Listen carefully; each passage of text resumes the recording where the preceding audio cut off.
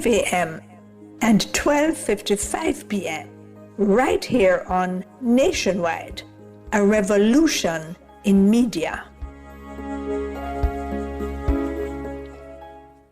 The rebroadcast of The Oasis can be heard weekdays at 5:45 a.m. Ready to tackle that building project? Start right. Start here at H&L Rapid True Value for building supplies. The time by H&L Rapid True Value is Nationwide time, 5 o'clock. From the Nationwide News Network, comprehensive, incisive, tough. This is Nationwide at 5. Good afternoon, I'm Robeanne Williams. And I'm Mahiri Stewart. In Nationwide News at this hour, it's 0-0 at halftime in crucial World Cup qualifier between the Reggae Boys and the Democratic Republic of Congo in Guadalajara, Mexico. The Jamaican economy contracted by just over 7% for the fourth quarter of 2025, less than 11% anticipated due to Hurricane Melissa. Integrity Commission probing cases of procurement breaches at University Hospital of the West Indies. Team members from the Integrity Commission have officially sequestered the files related to the misuse of our tax exemption status, as well as the procurement files from civil work that were flagged by the AGD. And the 4 companies that improperly used the UHWI's tax-exempt status to avoid paying customs named. 3 Colombian fishermen charged for recent $1.6 billion drug bust in St. Elizabeth. In news from the rest of the world, sanctioned Russian tanker docks in Cuba after U.S. allows passage. Trump lashes out at allies as Iran war pushes fuel prices higher. In sports, new Jamaica franchise for CPL has been named. And later in our broadcast, in our cover story at 5:35 tonight, all eyes are on this decisive FIFA Inter-Confederation playoff between Jamaica and DR Congo. That's still in progress. Jamaica Football Federation President Michael Ricketts, head of Phoenix Academy Craig Butler, and veteran coach Andrew Price will join us. Join us from 6 to 8 with the People's Agenda, focusing on the 2026-2027 budget debate. How does the budget affect you? Send your questions. We'll have the Finance Minister Favour Williams, President of the Jamaica Employers Federation Wayne Chen, tax expert Alison Peart, economist Keenan Faulkner, President of the Bustamante Industrial Trade Union Senator Cavan Gale, and others who'll break it down for you. All these and more as we take you home on air, on your mobile, Nationwide 90 FM, RevoNews.ai, and on the Revo News app. It's available on Google Play and the App Store. This Tuesday afternoon, it's Tuesday, March 31, 2026.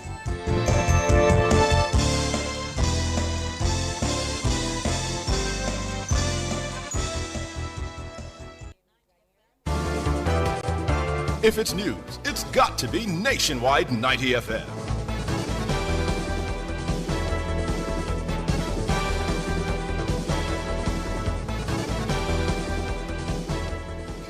Now to the details. It's halftime in the crucial FIFA Inter-Confederation World Cup playoff between Jamaica's Reggae Boys and the Democratic Republic of Congo in Guadalajara, Mexico. After the first 45 minutes, it's Jamaica 0, DR Congo 0. The winner of this game will qualify for football's biggest show, the World Cup Finals, to be hosted by the United States, Canada, and Mexico in the summer.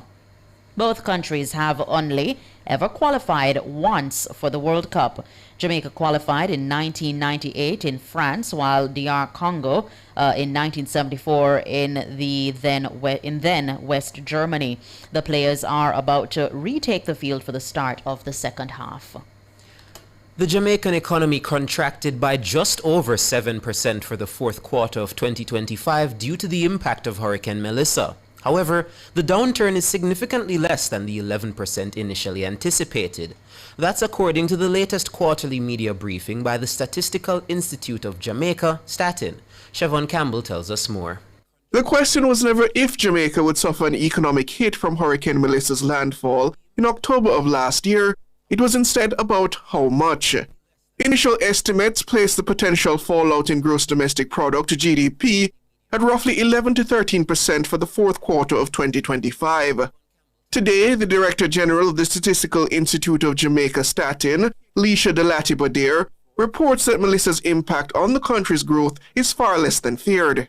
The overall performance in the fourth quarter largely reflected the negative impact of Hurricane Melissa on the economy. For the October to December 2025 quarter, the economy contracted by 7.1%, resulting from declines in both the goods producing and services industries. The goods producing industries declined by 10.7%, and this was largely attributed to declines in agriculture, forestry, and fishing, which contracted by 17.7%.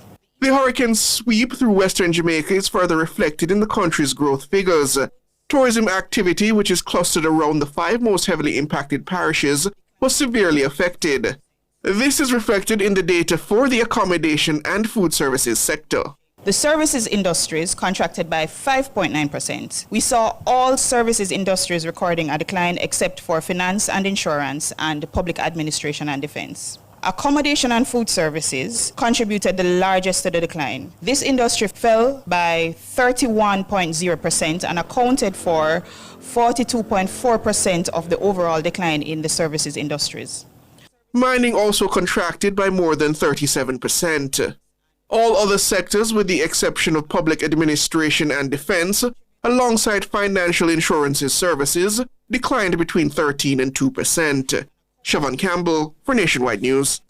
The Integrity Commission has launched a probe into specific cases at the University Hospital of the West Indies, UHWI, following findings from the Auditor General's Department regarding procurement breaches at the facility. Acting Chief Executive Officer of the UHWI, Eric Hosen, disclosed the development during Tuesday's sitting of Parliament's Public Accounts Committee, where hospital and health ministry officials were questioned on the report. Mahiri Stewart reports. The Auditor General's report, tabled in Parliament on January 13, found that UHWI unlawfully used its tax exemption status to import goods on behalf of at least 3 private companies. According to Auditor General Pamela Monroe Ellis, customs records showed items such as office furniture, laundry, and medical equipment were declared to the Jamaica Customs Agency as hospital imports. However, inventory records confirmed the items were not acquired by UHWI, but instead by private entities. The report states that the misrepresentation breached the Customs Act, resulting in more than $20 million in unpaid import duties. This also contributed to an estimated $23 million in lost tax revenue.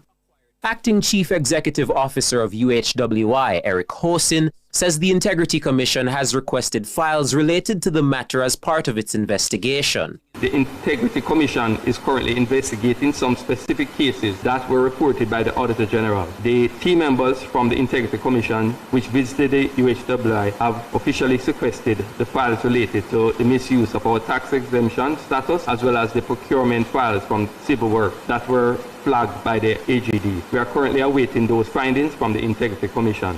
He also confirmed that the major organized crime and anti-corruption agency, MOCA, has requested statements from several employees, which are expected to be submitted this week.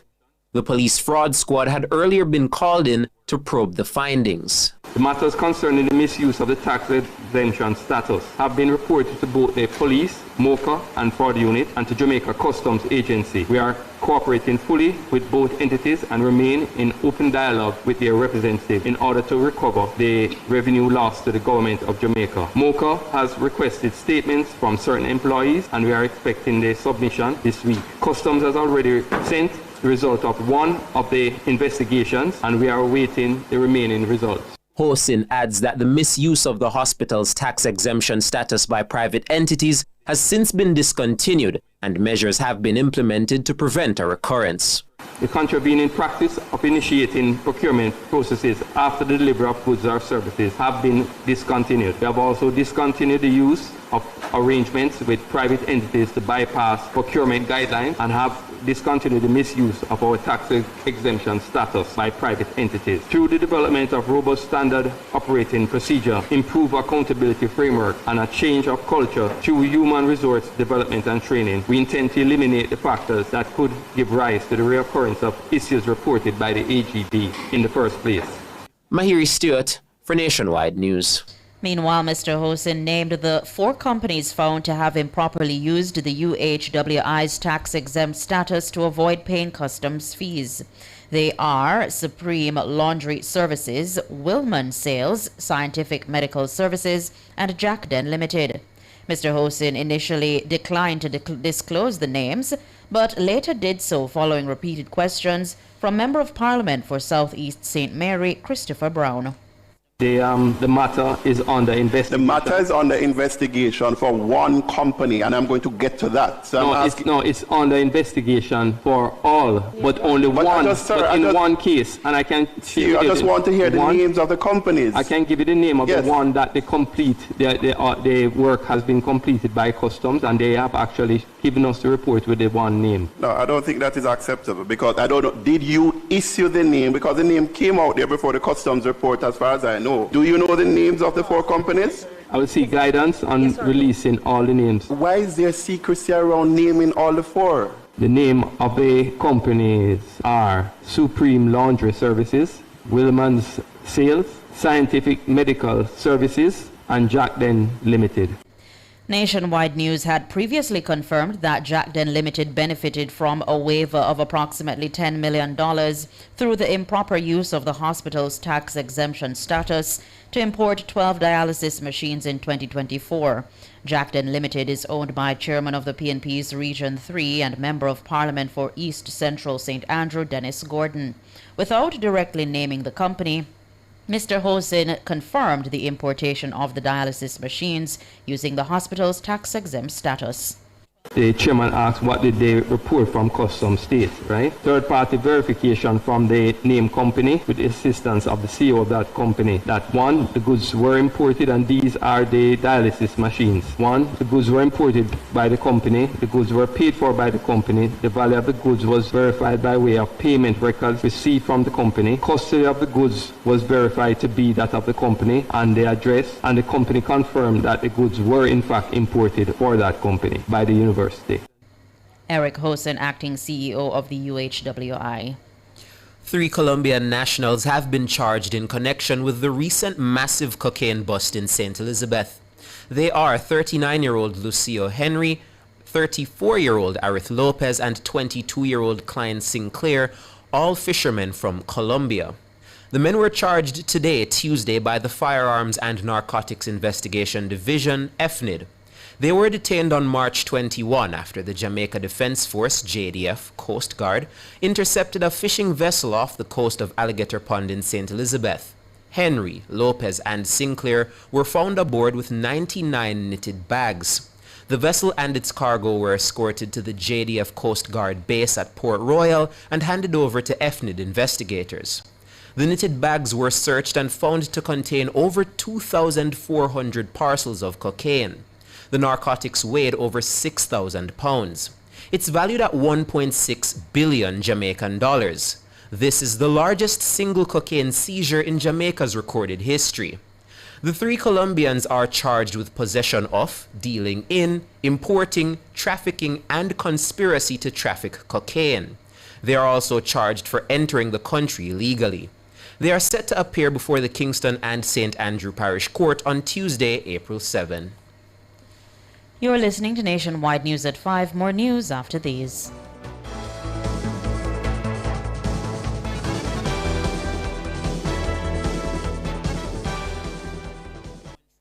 You're listening to Nationwide 90 FM. The time is 5:13. Interex Distributors invites you to the ultimate clearance yard sale. All tiles on sale. Deals too good to miss. Save big, shop smart, only at Interex Distributors, 591 Spanish Town Road. Call us at 876-501-2516. Hurry while stocks last. Don't miss your chance to grab unbeatable bargains. The temperature by Interex Distributors is... It's 28 degrees Celsius in Kingston, 27 in Montego Bay. Every professional reaches a moment when growth calls, a promotion, a new opportunity, a bigger vision. At Mona School of Business and Management, our globally competitive graduate programs, including the internationally accredited MBA, are designed for ambitious professionals who are ready to lead. With flexible delivery options that fit your lifestyle, advancing your career is within reach. Learn from world-class faculty, connect with influential leaders, transform your future. Visit discover.msbm-uwi.org and apply online for a graduate degree. MSBM, Global Knowledge, Regional Solutions. Continuing the news, Jamaicans for Justice JFJ is taking issue with what it says is a CEO-driven structure of the proposed National Reconstruction and Resilience Authority NARA bill. It warns that the bill, as it is currently drafted, is overly narrow, heavily centralized, and lacks critical safeguards for transparency, accountability, public participation, and institutional continuity. Shaloy Smikle reports. The National Reconstruction and Resilience Authority NARA bill was tabled by Prime Minister Dr. Andrew Holness during his budget presentation 2 weeks ago.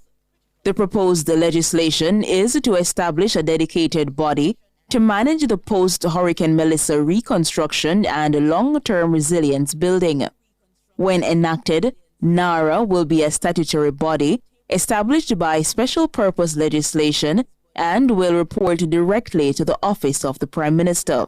But Executive Director of JFJ, Michael Jackson, says while it fully supports the urgent need for a dedicated body to drive the country's recovery from Melissa, this over-centralization of executive power is a major cause for concern. The governance structure of the authority is deeply concerning. The Prime Minister's direct appointment of the Chief Executive Officer, combined with embedded secrecy provisions that lack adequate whistleblower protections, creates a serious risk of unchecked power and reduced accountability in the management of nearly $2 trillion in public funds. We urge the Prime Minister, the Leader of the Opposition, and all parliamentarians to strengthen these provisions so that the bill meets the highest standards of transparency and good governance. In a release on Tuesday, JFJ says it has delivered a detailed submission to Parliament outlining recommendations on how to strengthen the NARA bill. The document was jointly submitted with the Jamaica Environment Trust, JET. Copies were also sent specifically to Dr. Andrew Holness and Opposition Leader Mark Golding. In their submission, JFJ and the JET stress that this concentration of power risks undermining independence and public confidence. They are recommending that the NARA bill be revised to better reflect transparency and accountability. These include a more independent CEO appointment, broader definitions of terms, and public participation, as well as environmental and social safeguards. JFJ is also concerned about the Jamaica Reconstruction and Resilience Oversight Committee, JAMROC, which has been established to provide oversight for NARA. The committee is to be chaired by Professor Peter Blair Henry. But JFJ says the JAMROC was never mentioned in the NARA bill, leaving it without statutory authority or guaranteed continuity. Shaloy Smikle for Nationwide News.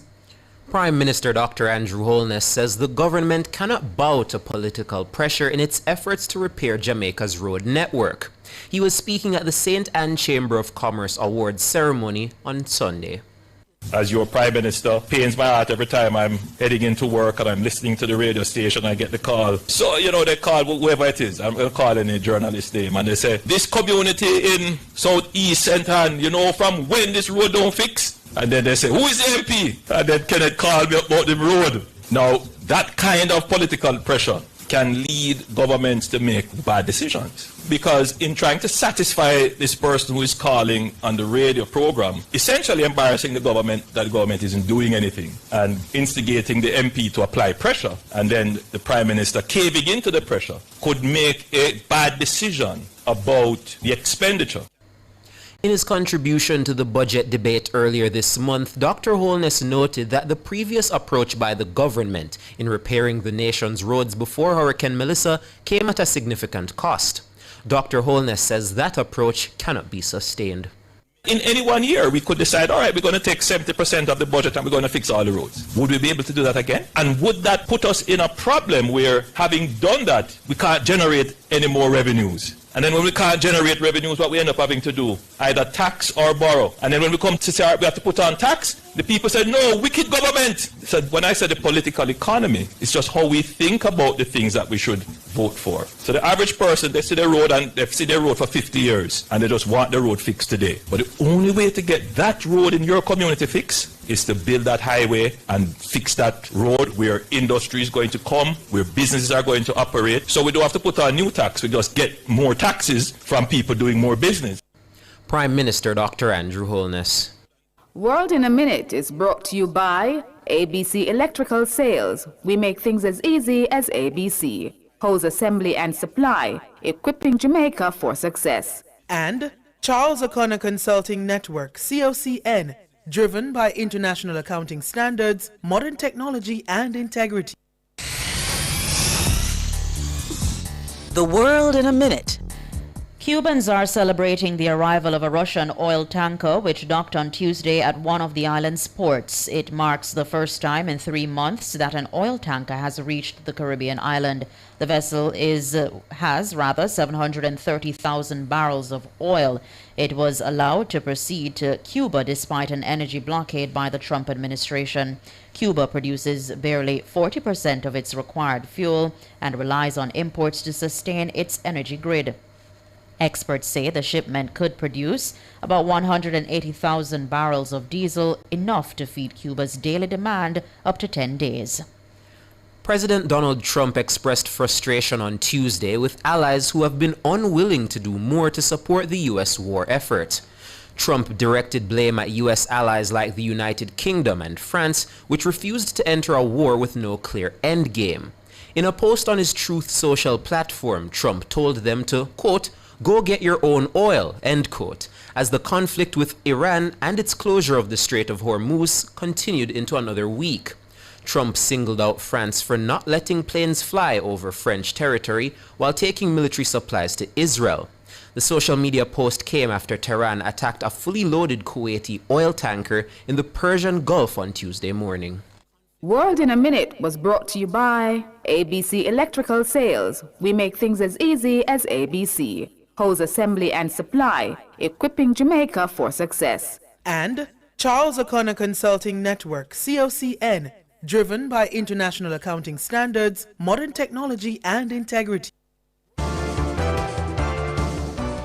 Recapping the top stories making nationwide news at this hour, it's still 0-0 in the Reggae Boys' crucial World Cup qualifier against the Democratic Republic of Congo in Guadalajara, Mexico. The Jamaican economy contracted by just over 7% for the fourth quarter of 2025, less than the 11% anticipated due to Hurricane Melissa. Integrity Commission probing cases of procurement breaches at University Hospital of the West Indies. 3 Colombian fishermen charged for recent $1.6 billion drug bust in St. Elizabeth. I'm Robianne Williams. And I'm Mahiri Stewart. You can find the news on our website at revonews.ai and on the Revo News app. It's available on Google Play and the App Store. News next, the headlines at 6.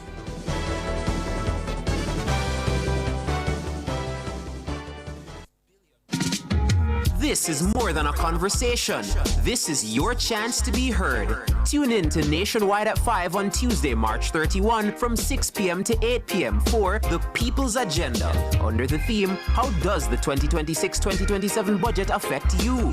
The People's Agenda is bringing Jamaica straight into the heart of the budget conversation, breaking down the issues that hit you where it matters most. Your pocket, your job, your future. You'll hear from Finance Minister Favour Williams, President General of the BITU, Senator Cavan Gale, economist Keenan Faulkner, President of the Jamaica Employers Federation Wayne Chen, and more. Moderated by George Davis. You'll also get a chance to pose questions to our expert panel. Tune in to Nationwide 90.3, 90.5, 90.7 or 90.9. Stream live on Instagram at Nationwide 90 FM or join the conversation on X at Nationwide Radio. Speak up and be part of the People's Agenda. Tuesday, March 31 from 6 p.m. to 8 p.m. only on Nationwide 90 FM. The a new revolution in media. This broadcast is brought to you by Tomo Vibes, distributors of Trangback Premium, and Lascelles Employees and Partners Cooperative Credit Union.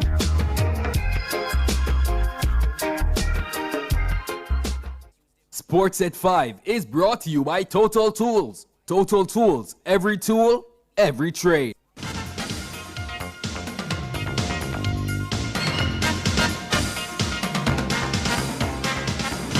Hello, good afternoon, and welcome to Sports here on Nationwide 90 FM.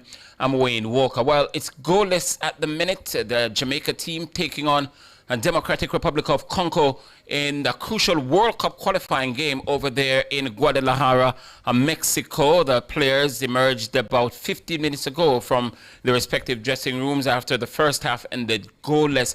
And the winner of this game will go straight to the World Cup finals, and they'll play in Group D to be hosted in Houston, Texas.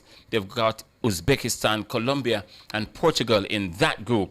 And the Jamaicans and the Democratic Republic of Congo are battling for that one spot. A little later on tonight, Bolivia will take on Iraq for another spot.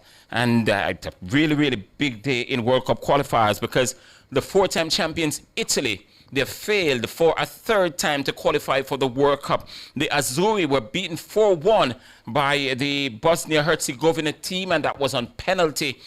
Earlier today, the game ended 1-1 in regular and extra time, and the Bosnia-Herzegovina team went on to win that game by 4-1 on penalty, knocking Italy out of the World Cup. And the Arsenal star Victor Gyökeres, he scored a winner 2 minutes before the end of the game as Sweden beat Poland by 3-2 to grab one of the spots as well. And the last spot on the day went to Denmark. Well, not Denmark. The last spot on the day went to Kosovo, was it? The Denmark team were beaten 3-1, and it went to Czechia. Czechia was the team who got the last spot on the day. They beat Denmark by 3-1. That game ended 2-2 in regular and extra time. So the four teams from Europe to grab the spots today, one went to Sweden, one went to Czechia, the other went to, of course, Turkey, and the Turkey, they were winners. In fact, they beat Kosovo by 1-0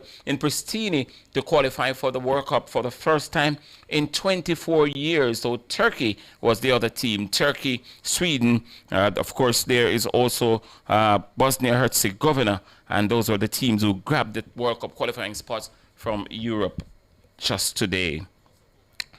The name of the new Jamaican franchise for the Caribbean Premier League has been revealed.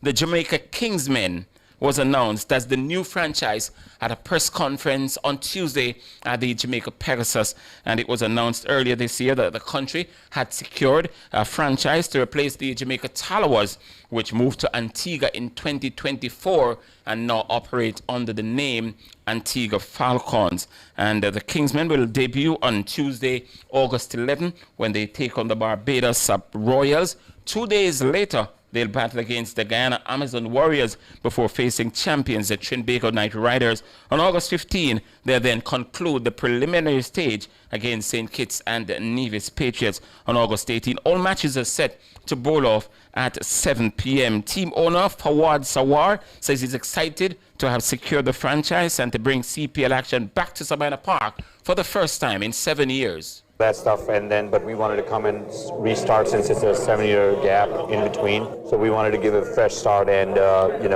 look, this is amazing. Jamaica, it's something that some people can only dream of, and then I'm living the dream right now as a child, somebody who grows up playing cricket, watch cricket, and then be in this position to come and do that. So one thing I can definitely assure, we will do things much, much different. We will be very, very involved with that. This is not going to be just 1 year or just involvement as far as we're concerned. You're going to see us around throughout the year.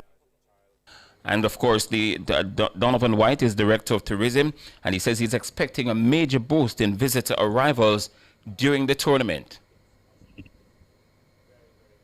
I've been working closely with the Jamaica Cricket Association.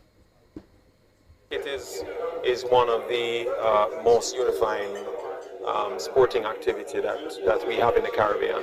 And Jamaica has always been at the center of development, its growth, its the excitement around it. Jamaica as a destination is about the culture, it's about music, it's about entertainment, it's about fun, it's about having a great time. And there's no better way to do that than being in a jam-packed Sabina Park. That's Director of Tourism Donovan White. And of course, the CPL is back at Sabina Park, and it will do so for the first time since 2019.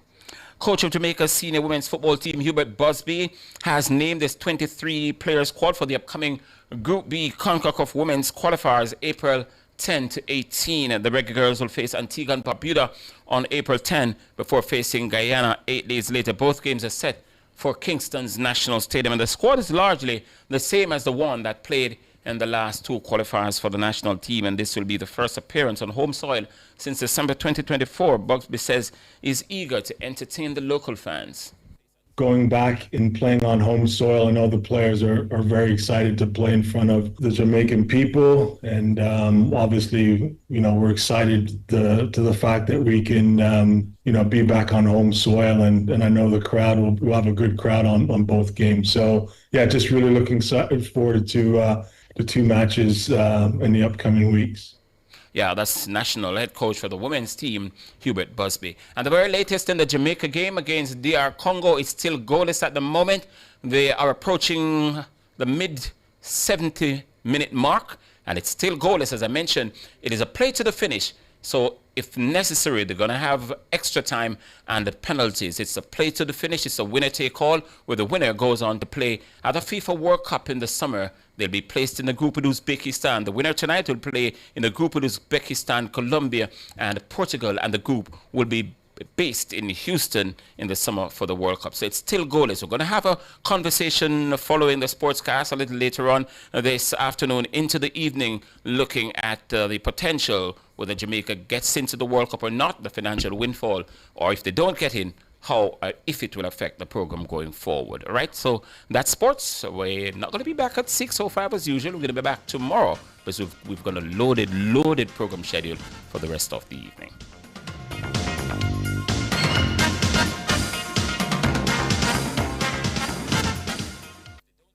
Sports at 5 was brought to you by Total Tools. Total Tools, every tool, every trade. For all your custom framing, printing, graphic design, and purchase of art, Make It Frame Art Jamaica Limited, serving you for over 40 years. The time by Frame Art Jamaica is 5:32. 1, 2, 3, boom. Green light. You mean red light? Green light. Everything easy and instant when you click the chatbot icon on the CNWJ Credit Union webpage. Say what? Just become a member of CNWJ Credit Union. You can save, make deposits, and get loans. Speaking of loans, once you become a member, you can instantly apply for a loan right there online and have the cash in your hand within 24 hours. Where chatbot? No, chatbot.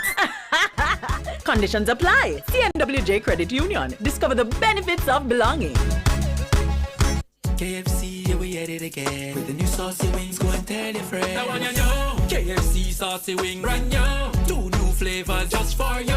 Sweet red chili and citrus chipotle barbecue. Hot and spicy saucy wings, give me daily and nightly. Flavor kick, me know you want to like New it. KFC saucy wings, delicious hot and spicy wings, tossed in sweet red chili or citrus chipotle barbecue sauce. Wings that will crunch the rest. KFC saucy wings, it's finger licking good. I want you know. KFC saucy wings.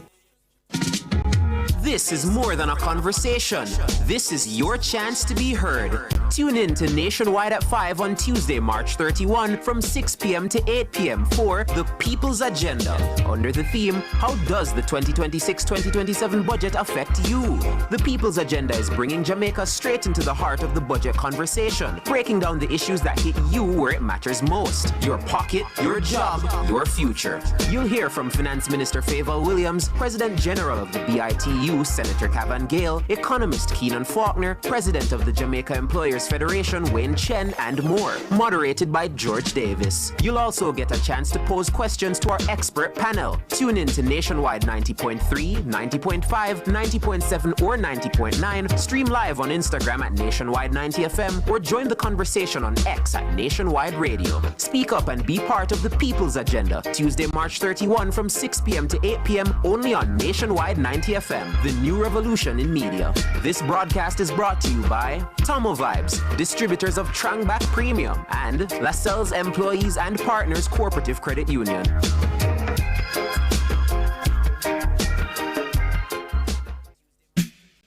Turn up the heat with Hot Listing, Nationwide 90FM's new on-air and online classifieds feature. If you have a car for sale, room for rent, or yard sale come up. If you look at work or need stuff. If you provide a service, make it a Hot Listing, Nationwide 90FM's new on-air and online classified segment. Your listing plays again and again.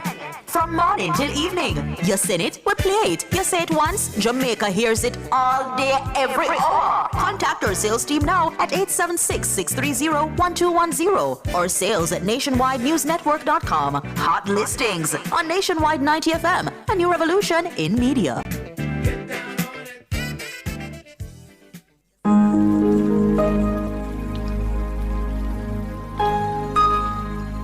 Hi there. Here's some good news for these trying times. Quote, "By God's word, I can see where I'm going. They throw a beam of light on my dark path." Unquote. Psalm 119, verse 105. Listen for God's word weekdays at 5:45 a.m. and 12:55 p.m. through Oasis. Stop by for a refreshing drink and share a God perspective for the day. Oasis. Weekdays 5:45 a.m. and 12:55 p.m. right here on Nationwide, a revolution in media. The rebroadcast of the Oasis can be heard weekdays at 5:45 a.m. As a parent, you give your children a good start in life. You nurture, protect, and guide them. Parenting is a process that prepares your child for independence. As your child grows and develops, there are many things you can do to help your child. Stay tuned to The Big Show, Nationwide This Morning, for parenting tips. Fridays at 6:53 a.m. Only here will you learn everything you need to know about parenting. Tips to help parents navigate the incredibly challenging and rewarding journey of child rearing. Parenting tips on Nationwide at 90 FM, the revolution in media.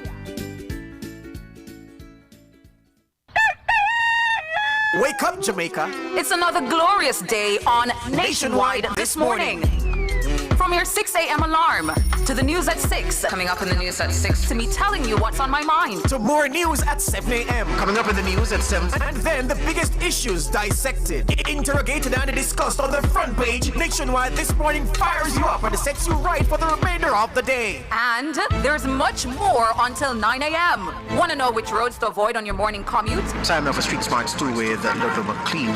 Listen to Street Smart. Want to hear more about things happening at the community level outside the bustling corporate area? Listen to Across Jamaica. George, it's someone's birthday. Happy birthday, yeah, my friend. And that someone will hear a special greeting every morning via the Birthday Club. Nationwide This Morning on the revolution in media. It's coffee, tea, and everything else. For those who want an energetic, rip-roaring start to their day.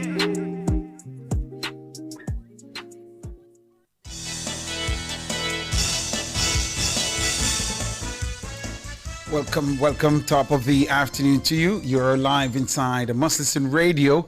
Yeah, it's a Nationwide 5. And of course, we are going to be covering your Andy Cover Story, and I'm your host, Tyrone Reed.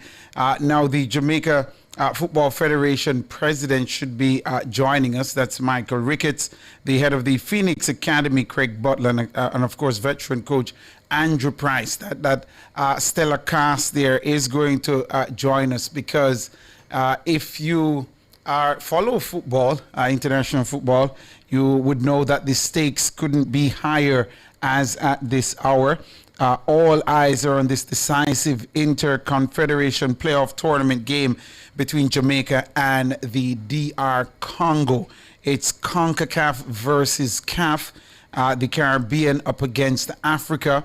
And this winner-takes-all battle is for the final spot in Group K at the 2026 renewal of the greatest sporting spectacle on the planet, the FIFA World Cup. Now, many will be asking, how did Jamaica end up in this high-pressure playoff game?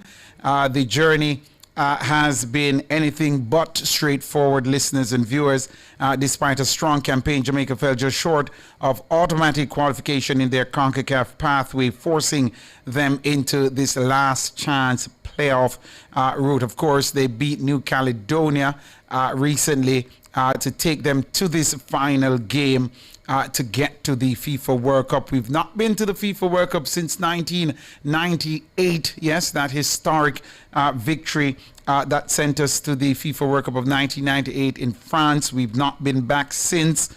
We've had a couple of close brushes, but we've not been back since. So this evening this afternoon is about redemption, resilience, and history. A World Cup place is on the line, literally. As it now stands, the score is still 0-0. We are in the 81st minute, I think we're in, as we look up at the screen, just to give you the latest. Jamaica is having a throw-in right now at the moment. And, of course, we are going to be joined now by the Jamaica Football Federation, JFF President Michael Ricketts. Do we have Michael Ricketts on the phone as yet? No? He's not there as yet? Michael Ricketts? Oh, just Price is there now still?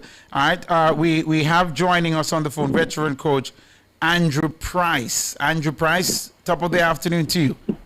Top of the afternoon to you also. I appreciate you making the time. How do you see this playing out, Andrew Price? Well, this is a much improved performance by the Jamaica national team today. I think that they have really put a lot of fear and doubt in the Democratic Republic of Congo's team today, and we have played well. We wouldn't have expected that in the 88th minute that Jamaica would be tied 0-0 with them, and I feel the pressure of our entire nation is coming down on the Congo now, and Jamaica is getting a lot of inroads and are looking very threatening. And I believe as this game progresses, I think that Jamaica will come into its own. And you know the type of coach Rudolph Speed is, he's willing to go into extra time and if necessary penalty kick. Well, a shot on the goal there from the Democratic Republic of Congo, whistling wide there, Andrew Price. You did say at this hour of the game, this stage, you didn't expect it to be 0-0 all. Are you saying you... Not me. I think that the Congo didn't expect it. Oh, they thought that it would have been a walk in the park. Okay. Yes, okay. But we have come out firing all cylinders and we have given as good as we have gotten. And I think it's a much improved display by the Jamaican team. And we really are putting some amount of fear into Congo. And the longer the game continues, I think the more nervous they'll get, the more pressure they'll make, more mistakes, and Jamaica will get themselves into the game. All we need is one goal and we can create that difference. And of course, the qualifying for the World Cup is what's on the line. If we win this, we are there. It's within our reach, Andrew Price. Yes, I mean, with 8 minutes to go, we're making 2 additional substitutions as there's some wear and tear on the legs. So Prey and Hall are now going to be introduced. And they're coming in for, Aiden and Bobby the Cordova Reed. So we have fresh legs. I think Coach Speed is anticipating that this game may very well go into extra time, and he would need some fresh legs out there to assist the players out there. So at this point in time, those players are being introduced so that we will have some legs that can deal with the entire extra time period. I noticed they introduced just now the tricky winger Cephas. Are there any players out there that you think, in your estimation, could give us a moment of magic? Well, one such player is the player that you mentioned, and that is FIFA. You know, I believe that he has the speed, the guile to go past players. He's very quick, and he could pose a lot of difficulty for the Congolese defenders. So it's good that he was introduced at this particular time. Well, we are watching it for you, listeners, viewers. We're trying to give you the latest. Of course, the match is on in earnest. The DR Congo in possession. They're through on goal, and they've taken the lead. Unless the flag is up, sparing Jamaica's blushes there. I'm not certain if this will go to an automatic review to see whether or not that call should stand. But the DR Congo has put the ball in the back of the net, but the refereeing assistant, the assistant referee, has put his flag up signaling offside. Yeah, here are it does appear, yes, it is offside, at least clearly offside there, and that goal shouldn't stand. Seemingly the correct call there. We're going to take the break right here. We're watching this final game of this tournament between DR Congo and Jamaica. The winner books their ticket to the World Cup. More after this.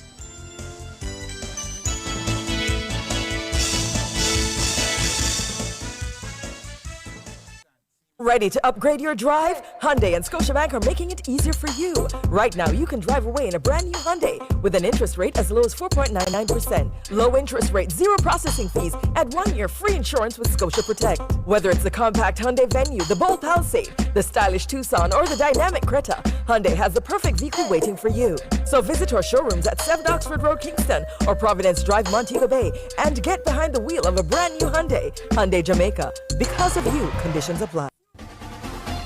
For all your electrical needs, visit ABC Electrical Sales.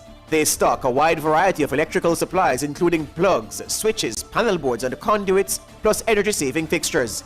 ABC Electrical Sales stocks brands like GE, Siemens, Philips, Cutler Hammer, and Allen Bradley. They also offer free island-wide delivery just to suit your needs. Visit them at Shop 8, Hagley Park Plaza, Kingston 10, or call 876-754-3714-5 or 876-754-3825-8. ABC Electrical Sales, for a better choice in the electrical business. Hey yo, listen up. Don't wait for the symptoms start show. HIV test free. Make sure you know. Yo. Me take my test. Me get the news. Me take my meds. We can't lose. Family there, support there too. We strong, we more life, I live right through. Live more test early. Test the HIV. Know your status move surely. Me take my test.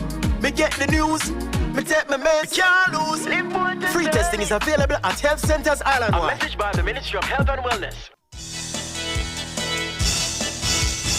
Welcome back. Thank you so very much for sticking and staying with us right inside the cover story. This is Nationwide at 5. Of course, I'm Tyron Reed. On the phone with us is veteran coach Andrew Price. We were supposed to be joined by the head of the Phoenix Academy, Craig Butler, as well as the JFF president, Michael Ricketts. We're watching for you live this game between Jamaica and the DR Congo. The winner books their ticket to the World Cup. Yes, Andrew Price. That one made you nervous there moments ago. Yes, it did, but it was obvious that it was an offside, and the referee's assistant started very early. So it went to VAR, and they came back in the affirmative that the play was actually offside. Absolutely, and he was clearly offside. It wasn't even close. Clearly.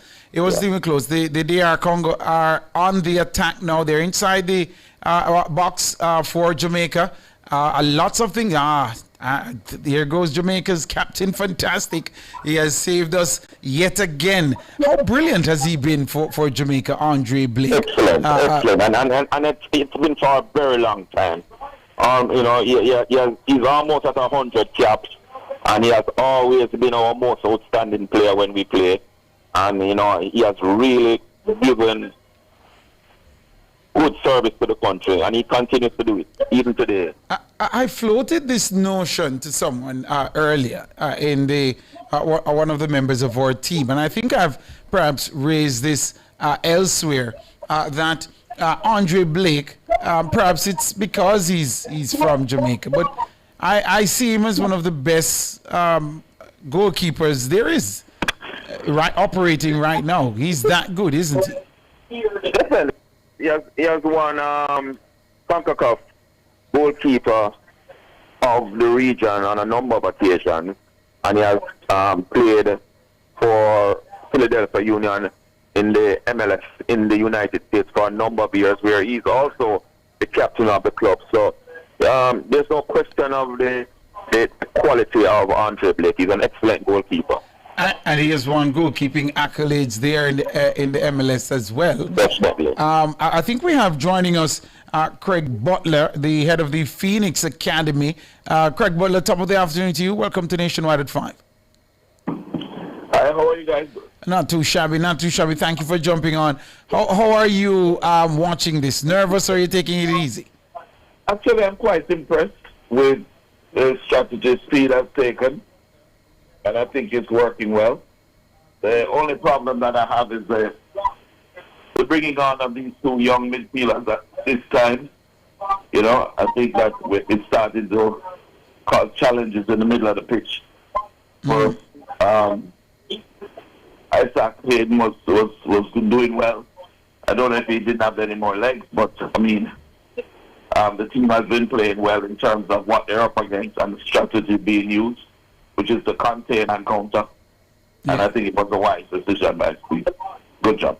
Indeed. And we have 6 minutes, perhaps a minimum of 6 minutes have been added on to the 90. We've gone to the 90th minute already. Do you see this one ending, Craig Butler, within the time added on, or do you see extra time on the cards?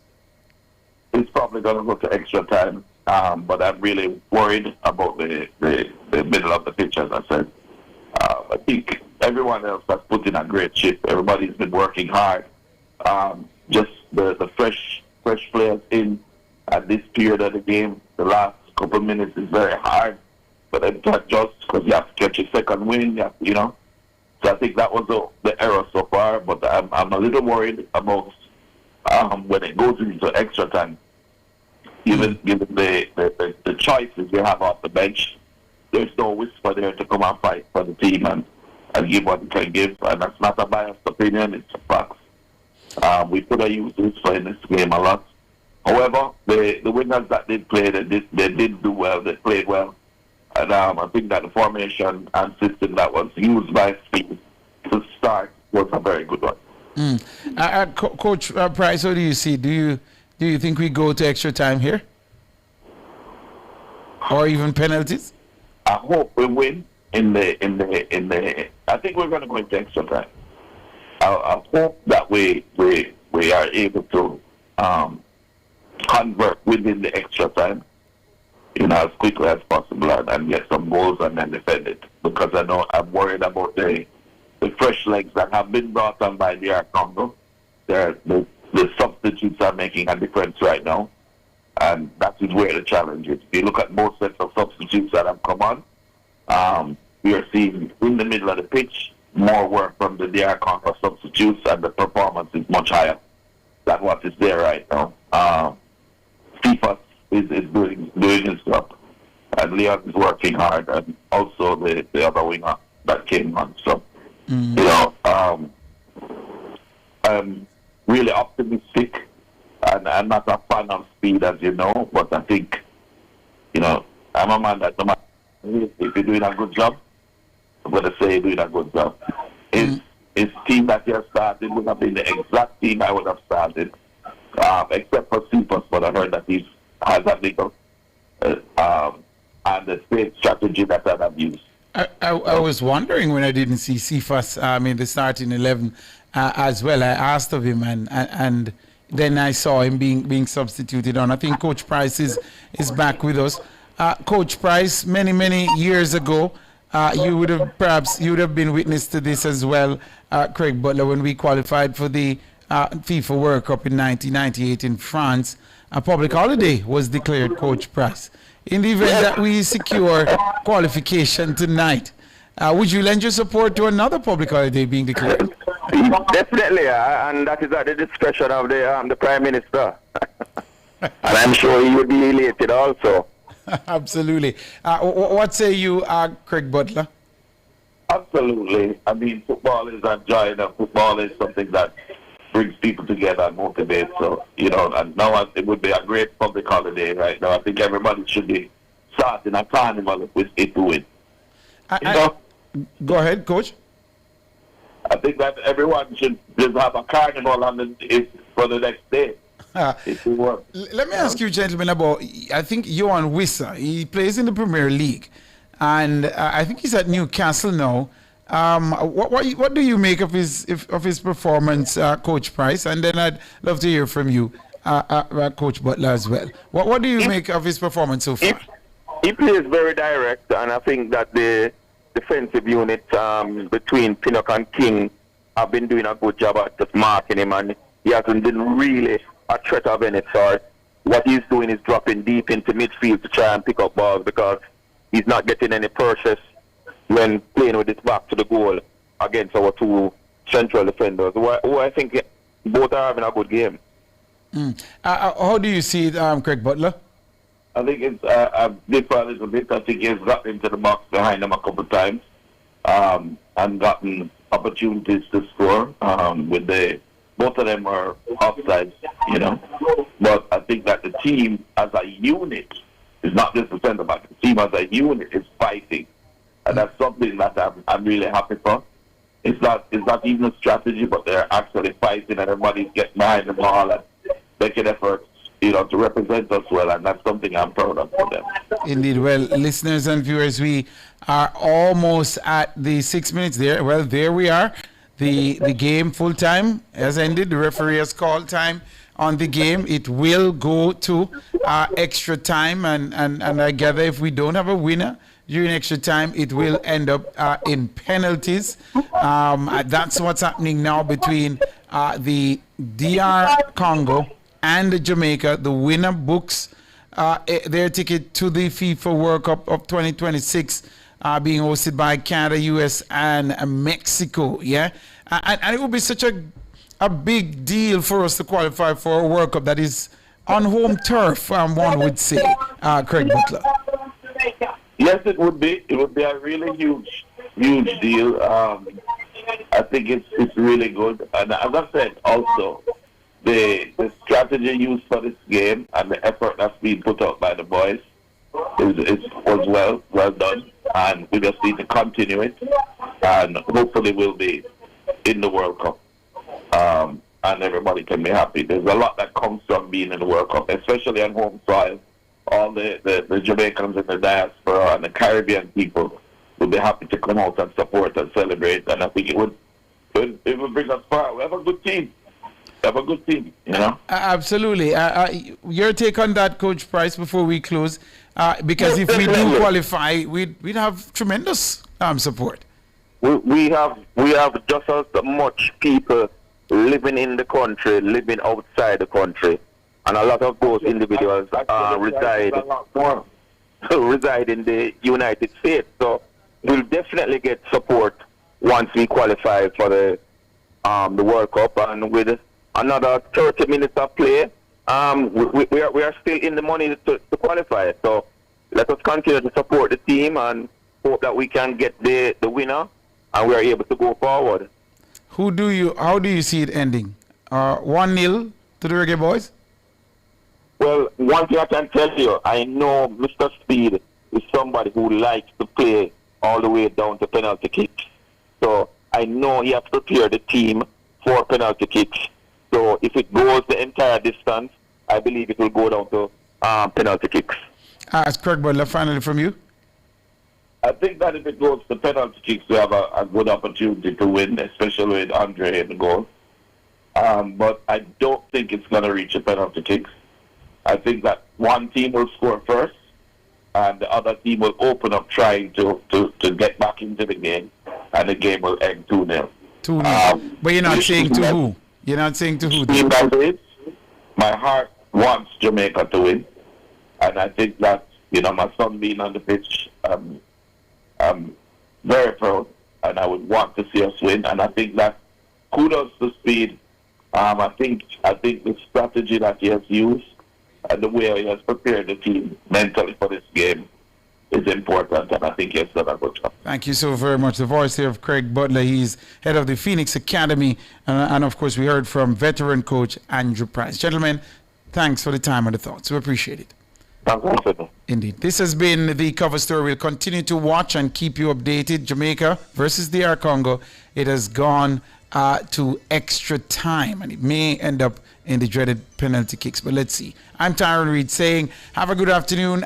This is where we end the cover story, but at the top of the hour, you'll have George Davis will be joining you, so please stay tuned.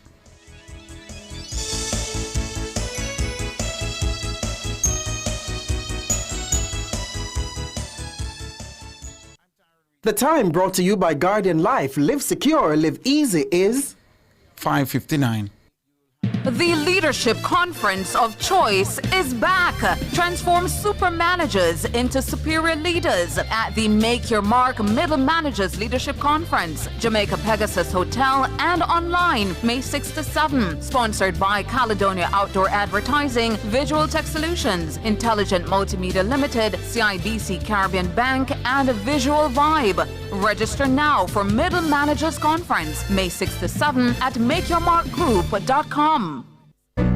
Morning after morning, you've made Nationwide 90 FM part of your routine. So let's take this connection one step closer. Join the Nationwide 90 FM Family Club and be part of it officially on Patreon. Family. Family. This is more than a conversation. This is your chance to be heard. On March 31, 2026, from 6 p.m. to 8 p.m., The People's Agenda, under the theme, How Does the 2026-27 Budget Affect You?, is bringing Jamaica straight into the heart of the 2026-27 budget conversation, breaking down the issues that hit you where it matters most: your pocket, your job, your future. We know you see the rising food prices, the high light bills, the insufficient wages, the taxes. We're cutting through the politics and getting to the real impact on your everyday life. Tune in on Nationwide 90.3, 90.5, 90.7, or 90.9. Stream live on Instagram at Nationwide 90 FM, or join the conversation on X at Nationwide Radio. Speak up and be a part of the People's Agenda. Tuesday, March 31, from 6 p.m. to 8 p.m. only on Nationwide 90 FM, the new revolution in media. This broadcast is brought to you by Trangback Premium and LaSalle's Employers and Partners Cooperative Credit Union.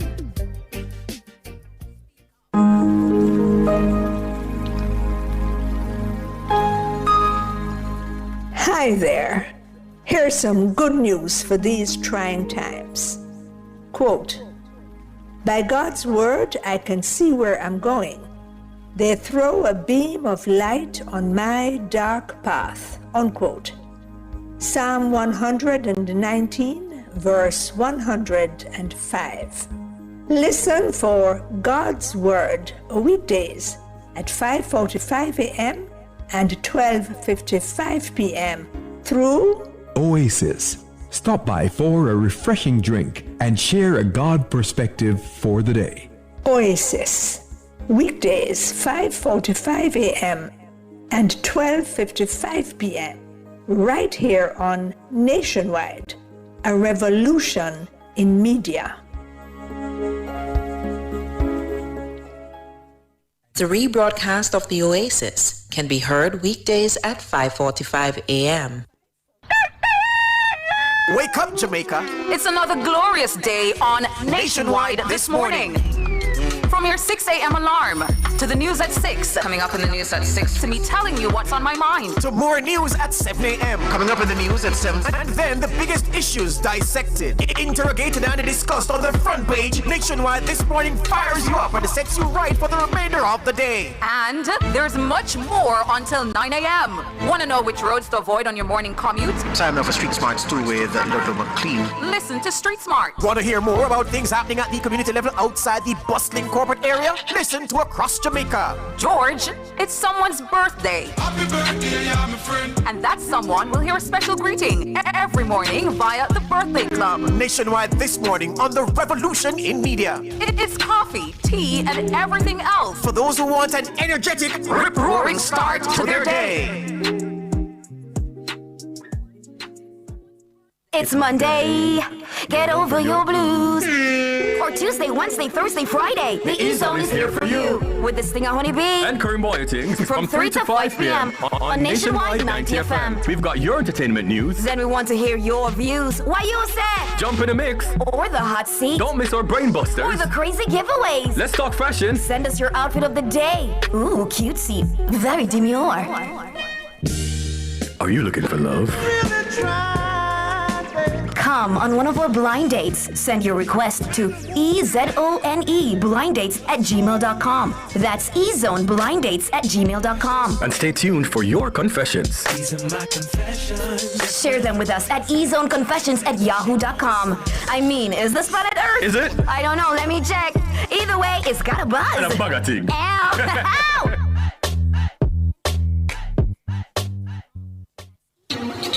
It's hard-hitting. It's riveting. It's the much-talked-about cover story during Nationwide at 5. Here Cliff Hughes get to the heart of the story of the day. Cover Story aired 5:30 weekdays during Nationwide at 5. Nationwide at 5. Talk radio at its best. Cover Story.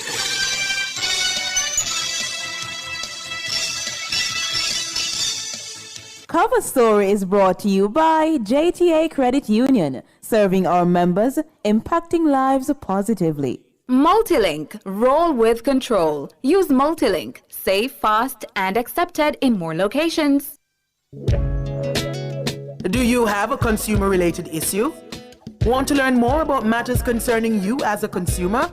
Well, keep it locked to Nationwide 90 FM for the Consumer Hour with me, Nora Gay Banton. Weekdays from 9 to 10 a.m. For all your consumer-centric matters, stay tuned to the Consumer Hour on Nationwide 90 FM, a revolution in media. For 25 years, NEPA has led Jamaica's charge in environmental protection and sustainable development, shaping the nation's future through smart planning and conservation. Tune in to Cliff Views Online Wednesday, April 1 from 10 a.m. to 1 p.m. Expect exclusive insights from NEPA's leadership on 25 years of impact. Discover the major projects driving national development and what lies ahead. Go inside Jamaica's Environmental and Planning Authority, where permits, protection, and progress meet. So tune in to Cliff Views Online, Wednesday, April 1 from 10 a.m. to 1 p.m. Stream this broadcast live on our YouTube channel at Nationwide 90 FM Live, or keep your stations locked to Nationwide 90 FM, the new revolution in media. This broadcast is brought to you by the National Environment and Planning Agency. As we grow older, there are many challenges that we have to confront, but these years can represent the best in our lives. Coming of Age during Nationwide This Morning on Thursdays explores issues persons 50 and over confront. It also provides expert opinions on how we can improve the quality of our lives as we get older. That's Coming of Age, this and every Thursday during Nationwide This Morning at 6:51 a.m. It's hard-hitting. It's riveting. It's the much-talked-about cover story during Nationwide at 5. Here Cliff Hughes get to the heart of the story of the day. Cover Story aired 5:30 weekdays during Nationwide at 5. Nationwide at 5. Talk radio at its best. Cover Story.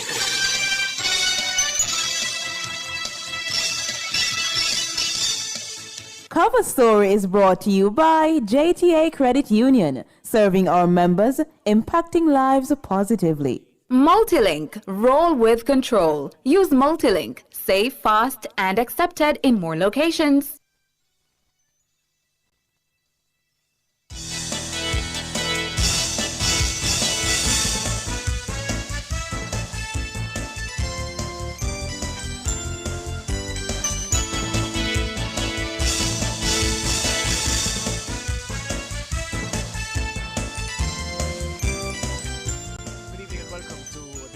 Agenda here on Nationwide 90 FM. Good evening. Just to make sure you heard me, my name is George Davis, and I'm here for a very important exercise post-budget. The budget debate for the 2026-27 fiscal year is now history. Of course, we know the format by now. The finance minister opens the innings, then she's followed by the opposition spokesman on finance, who is followed by the opposition leader, then the prime minister, and then, of course, the finance minister comes back to sweep up everything and to put in context the expenditure budget for the fiscal year, which starts on April 1, starts tomorrow on Wednesday, the middle of the week. We heard many things in the budget, many sectors hearing things that they feel positive about, some perhaps not hearing what they want to hear, and then everybody united in the fact or behind the fact that these are not normal times. We've come from an unprecedented weather event, a devastation and catastrophe on a scale Jamaica has never seen before, and that is the situation in which the finance minister is playing a card game that she has to ensure that all stakeholders get a fair deal and have a fair chance of cashing in on their hand at the end of the game. It's not an easy task. Not everyone will be happy, and many of us are happy that we are not the finance minister, because the awesome responsibility of pulling all this together rests with Favour Williams, the Member of Parliament for Eastern St. Andrew, and she's here with me this evening inside the studio. We'll be joined by a panel of experts. Keenan Faulkner is here, Dr. Nadine Spence is here, Cavan Gale is here to represent the trade unions. Online will be Alison Peart, because we want some tax expertise as well, and so we'll be hearing from those folks as we go along the program this evening. Very important to know that the dust has settled, to put into context just what the fiscal plans, what the expenditure budget has in store for me, for you, for the rest of the fiscal year. All right. That's a long monologue to open. It's time to say good evening to the Finance Minister, Favour Williams. Good evening, Minister. Good evening, George. Good evening to your listeners and viewers. Excellent. Thank you very much. And Minister, I'm sure you are also keeping a keen eye on what's happening over there in Guadalajara, Mexico, as the Reggae Boys and the Democratic Republic of Congo enter extra time, or they're into extra time in their quest for that place at the World Cup. You wouldn't be surprised to know, Minister, that the last time the Reggae Boys qualified for the World Cup, people always reference 1998, but that's when they actually played. They actually qualified November 16, 1997. That was 10,362 days ago, and there is every reason to believe that they can repeat the trick 10,362 days later, and I know that you're cheering for them. Yes, absolutely. All right, let's get right to it. Minister, we heard you twice in the budget debate. We heard the spokesman on finance, the opposition leader, and the prime minister. I want us to look at the things from this way, Minister. The overarching plan that went into the numbers that you crafted and the reasoning that you indulged in with the Jamaican people around the numbers to convince them that the government does indeed have a credible plan for the rest of, for the new fiscal year, especially in light of the devastation wrought by Melissa. Okay, so George, we understood clearly the devastation that Melissa brought to the island. We knew from the get-go that revenues had fallen off. We'd seen that. Plus, the government also gave all kinds of concessions at the ports and wherever we could to assist businesses and individuals. And so we knew that we were going to have a budget deficit, a fiscal deficit for this year. And it was important for us to have access to the capital markets locally, internationally, and for our international partners to be there for us as well. We had in our arsenal, if you will, yes, the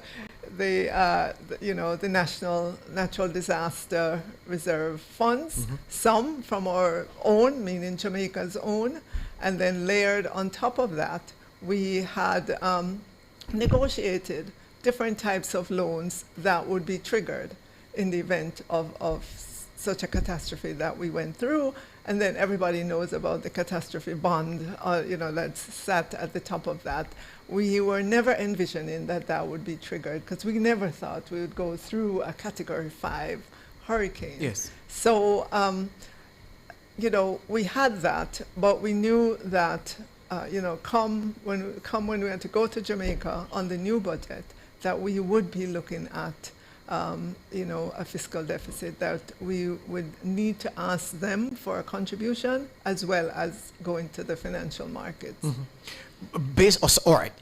In terms of the funds that we have at our, I don't want to say have at our disposal, but that we have access to, which is a slightly different thing to say, is there any portion of those funds that there will have to be performance measures in order for those funds to be unlocked? Or is the government in a position where it can, with free will, go into the various sections of the funding, the compartments, to spend what is necessary? Right, that's the good thing about the pre-planning, right? You agree on how much and what you can do for it. So when the event happens, you don't have to be negotiating. That's the difficult part, when you have to go to your lenders and try to renegotiate. And no, everything was prearranged. So we have, believe it or not, the IMF funds that are available to us. They're without preconditions. Yes. Yeah. And so are some of the others. I know for the other entities, there's a time frame in which we need to use it, because if it's for recovery, it needs to be used within that time frame. But again, as we go through from the recovery into reconstruction, these are some of the conversations we're having as well. Yeah. One of the things I want to put up front, Minister, before we get into the nitty-gritty of areas that have been addressed by you, some people who feel like the Minister could have been a bit more generous here and there, even though we understand the resource constraints. I want to put firmly on the table the issue of debt, because one of the things the opposition spokesman on finance said in his presentation was that, look, there is this pretense by this Holness administration as if they don't use debt to balance out the funds that they have available to address the needs in the budget. And I wanted to address that up front. How much debt are you taking on in this new budget cycle, and where is that debt coming from? Okay, so George, there's no pretense. You just need to open the fiscal policy paper, and in it, it tells you everything. We can't hide anything, right? It's here. It tells you how much debt we're going to take on.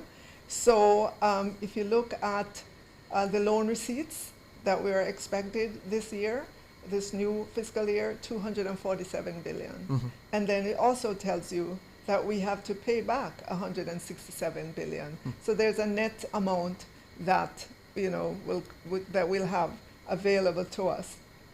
Everything is here, George. There's no pretense. No pretense. All right, good. All right. Sector by sector, no, Minister. Well, not even sector by sector. Here's how I want to do it, given that I have you here.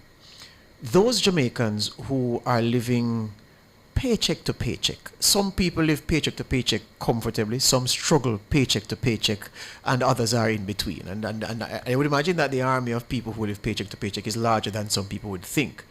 What do you think, well, not even what do you think, what do you know, you're the finance minister, what do you know that you and the administration put into the budget for them to be able to see their way through the next difficult 12 months, those people paycheck to paycheck? Okay, let's start with those persons who are on path. We're ensuring that there's space in the budget to deal with path parents, path children. That's the first layer. On top of that, you will see that the Ministry of Labor and Social Security had a significant program, the Roofs program, $10 billion. And I have to tell you, the minister is back in my office already asking for more, because the persons who lost their roofs, just a lot of people. So we have to help those persons. $400,000 is a big sum for anyone who's who is on the kind of paycheck that you're talking about. So we have to help those people. We have to help businesses. You will note that Minister Hill was out in Border, literally helping businesses to come back, building stalls for Yes. businesses. This is a grant that the government knows that it had to expend to help businesses come back up. And across government, there are many ministers doing things. The DBJ, $3 billion, that's to help small businesses to ensure that they had financing available to come back. In the water sector, in roads, those allocations are to make sure businesses can traverse Jamaica. Individuals can move around as well, go to work, go to church, do what they have to do. So it's, we looked across all sectors to ensure that there's an allocation available for the sector. How could I forget health? Significant funds went to health, not only to get buildings back up and working, but for medication and all sorts of things to help Jamaicans. When Jamaicans are, I was going to say people, when Jamaicans are used to getting what, for the ease of communication, Minister, we call goodies. They're used to getting goodies in the budget. These are extraordinary times. These are perhaps unique times, more precisely. And those paycheck to paycheck people, I've heard them calling into various programs. I've seen them writing on social media. I've seen them writing in the paper. They will say, well, notwithstanding the difficulties, with the resources at their disposal, there ought to have been more to ease the burden on us who live day to day. If we miss a paycheck, we are in dire straits. Would you agree that there is nothing in what was debated and presented for them? No, I would not agree. First of all, we still maintain the increase in the income tax threshold. Yeah, the income tax threshold. We are still saying to our unions, our offer is on the table. The grants that persons would have gotten, that's part of the package too. We have to consider that. To the extent that you're able to go to your health center, within days or weeks of this hurricane, that's something to celebrate as well. Yes, you might not see some money in your bank account, but think of the environment in which you're living and how quickly you are able to access these services. Again, it was because the government had the wherewithal to help different sectors to come back up quickly. The tourism sector, yes. The tourism minister will tell you the allocation to tourism was $3 billion to help the sector in a number of different ways, whether it was the workers who got laid off because there were no guests, whether it was to help a hotel, with some construction to get it open back, whether it was to go out into markets to say Jamaica is open for business again. All of those things together help us as a people. It might not be you individually, but you're living in this ecosystem that allows you access to goods and services that you otherwise might not have if we did not have those funds to be allocated the way we do. There was also chatter, Minister, as we move ahead, about the asset tax, and big businesses saying, boy, this is the retention of the asset tax at the rate it was in the previous fiscal year. It has hamstrung us in our quest to even do more investment, to expand, to do more where business is concerned. And given the hints that the minister dropped about doing something about the asset tax, we are sorely disappointed that something was done. Well, and it's an argument carried by George, the opposition leader in his presentation. So I put that to you. But not in this year, George. Yeah. I think Jamaican people would look askance at us if we went out and said, okay, we will do away with the asset tax this year, when there's so many sectors that needed the resources. The health sector, education, over 1,000 schools are damaged, and that we have to allocate like $18 billion to help to get those schools back up and running. So I am very much aware of the asset tax conversation and the need to address that. Just today, I met with the insurance sector, and that was one of the things on their agenda. They came with ideas about how we can begin to deal with it. And I said, I welcome those, flesh them out, come back to me. I even gave them an idea of my own to put into the mix.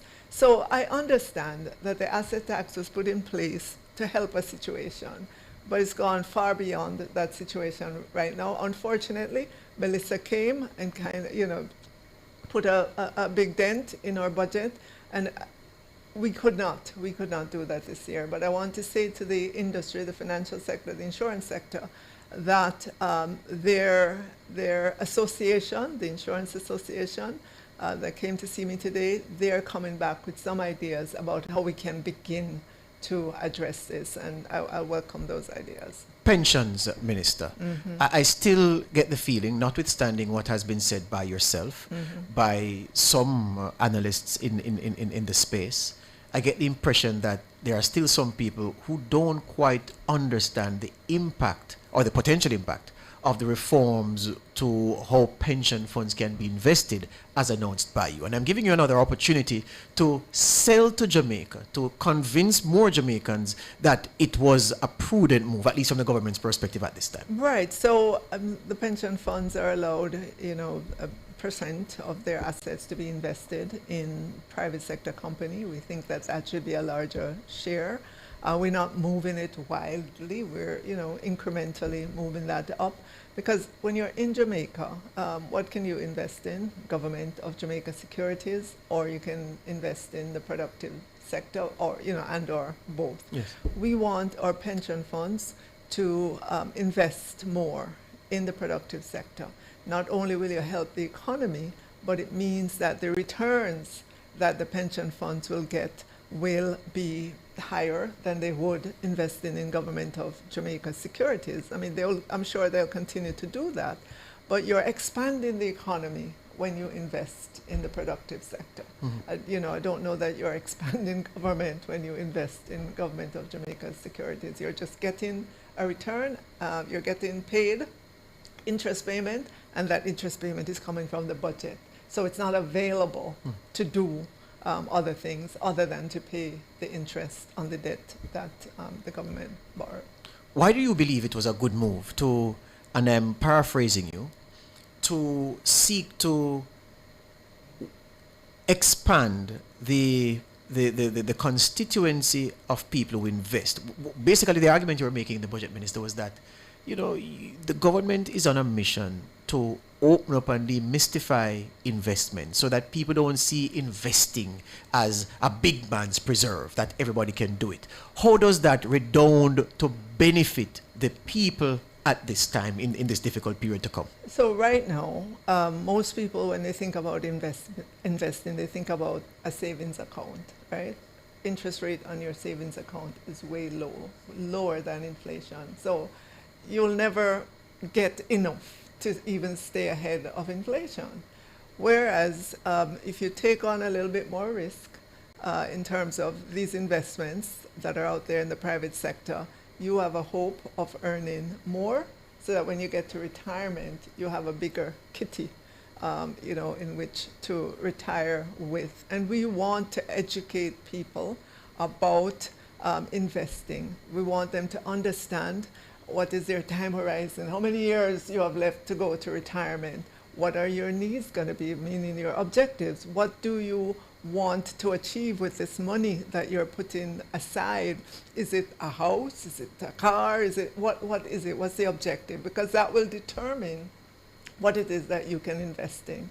So if you say to me, I have this money, but in 5 years I'm going to need it, then I won't put you in an investment that matures in 30 years. It's a mismatch between your objective and the investment. So those are the things I want Jamaicans to learn and just have access to day in, day out, so they can understand when they put things aside, they're thinking about their own risks, their own objectives, how much time they have to invest, and all of that, because it goes into determine just exactly how they structure their portfolio. And I want them to understand, like you said, it's not a big man thing. It's a small man thing as well, right? And you ought to have your nest egg. You ought to have some buffer there. And most people think, I get a paycheck, and before I get it, the paycheck is done. But that's where discipline comes in. And if you're not taught it, sometimes you just carry on in life, and you get to the end, and you have nothing But if you're taught it, especially in schools, in our high schools, teaching our children when they get out to work or whatever, if they're an entrepreneur or whatnot, teaching them this knowledge about handling money when they become adults, they will be so much better. You know, I guess the last point to pick up with you, Minister, before we free you up, is the issue of the digital services tax. Now, I must say that I can understand, Minister, the aggro that the administration and yourself get over what some people call the vagueness about the digital services tax, because guess why? It is out of context with the measures that the government has spoken about in the past, not just tax measures, I shouldn't say measures, with the plans that the government has spoken about where budgeting and other things are concerned are usually well thought out. This one has an air of vagueness that is not in keeping with much of what the Holiness Administration has done so far. And people have heard you 2 times and are still calling me privately to ask me to say, Judge, explain the digital services tax. You are here, and I think it is only fair for you to address it again. How will it be collected? How will it work? Why is it that the government didn't go to the OECD and straighten out all of those things before the budget debate start? The days that you had between when you opened and when you closed, why was that time not taken to firm up with the OECD precisely how it would work, how you would collect, so you could come and tell the nation definitively, these are the steps, ladies and gentlemen, 1, 2, 3, 4, 5, rather than this air of vagueness that still attaches itself to that. Okay, so I'm sorry, there's still an air of vagueness about this. In the closing, I gave the definition of what the digital economy is. Something is digitally ordered and digitally delivered. It is included. Something is physically ordered and digitally delivered. That's included. That's the broad definition. George, we go. If you look at the shift in the economy, and people see this, things are shifting to digital, right? And if we don't understand that shift, we'll get 3-4 years out and we'll wonder why our budgets are not keeping up. So we have to begin that process. And if you will notice, we did not make very optimistic projections, and we also allowed ourselves time, a good 9 months in the fiscal year before we're expecting to see revenues. Because when we talked to the OECD, and we didn't have to go that far, here, resident in Jamaica, at the Bank of Jamaica, we have technical persons there who sit on those global entities that look at measuring the digital economies in a lot of economies. So the information is here. For the most part, we will be looking at the platform providers to have them collect the taxes on our behalf. Again, we allowed ourselves full 9 months before we begin to roll this out. And in that time, I know that there will be many, many conversations that we will have with Jamaicans. I know you had that meeting with stakeholders concerning the tax on non-alcoholic sugary drinks. The JMEA have said, listen, they applaud the changes that have been made, but they look forward to more changes. In your mind, are there more tweaks to be done, or this is it? Absolutely. There, and I have to say the Minister of Health and Wellness, as well as the industry, were aligned that there should be a tiered approach to the sugary tax, meaning if you have up to a certain amount of sugar, maybe there should be an exemption for you, and if you have between another certain level, and so on. George, I have to tell you that during this exercise, I went to a big establishment and I walked the aisles where the drinks were, and first of all, I was amazed at the number of different bottles and cans of drinks, and when I looked at the labels, I was blown away as to how much sugar is in that. So the time has come for us to focus Jamaicans and focus the manufacturers on saying, really, really, really, we as Jamaicans are consuming too much sugar. And we want to shift the behavior, not only of the consumers, but of the manufacturers as well. So what we went out with was a flat dollar figure, cents, 22 cents per gram of sugar, and that is easily calculated. Mm-hmm. But we of course, we have to do some, public relations or Public education. Public Yeah. education Yeah. to teach people how to read the label and how to calculate how much sugar it is that they're getting in their bodies. But we commit to continue working with the industry to get to that tiered approach, because it better aligns the incentive, in terms of manufacturers reformulating and we get to that point where the sugar content is more acceptable. My producer is going to kill me, but let me provoke you one last time. Of all the ideas put on the table by the opposition duo of spokesman on finance and opposition leader, and it is accepted that they contributed significantly to the debate with the thinking that they brought. So there was the additional 1 billion from the BOJ. There was the 1 billion from FCJ. The 1 billion from FCJ. There was the issue of the e-invoicing, and of course there was the tax compliance measures that the opposition leader said he could find $70 billion from. Of the ideas that they put forward, which one do you think is the most workable and bankable?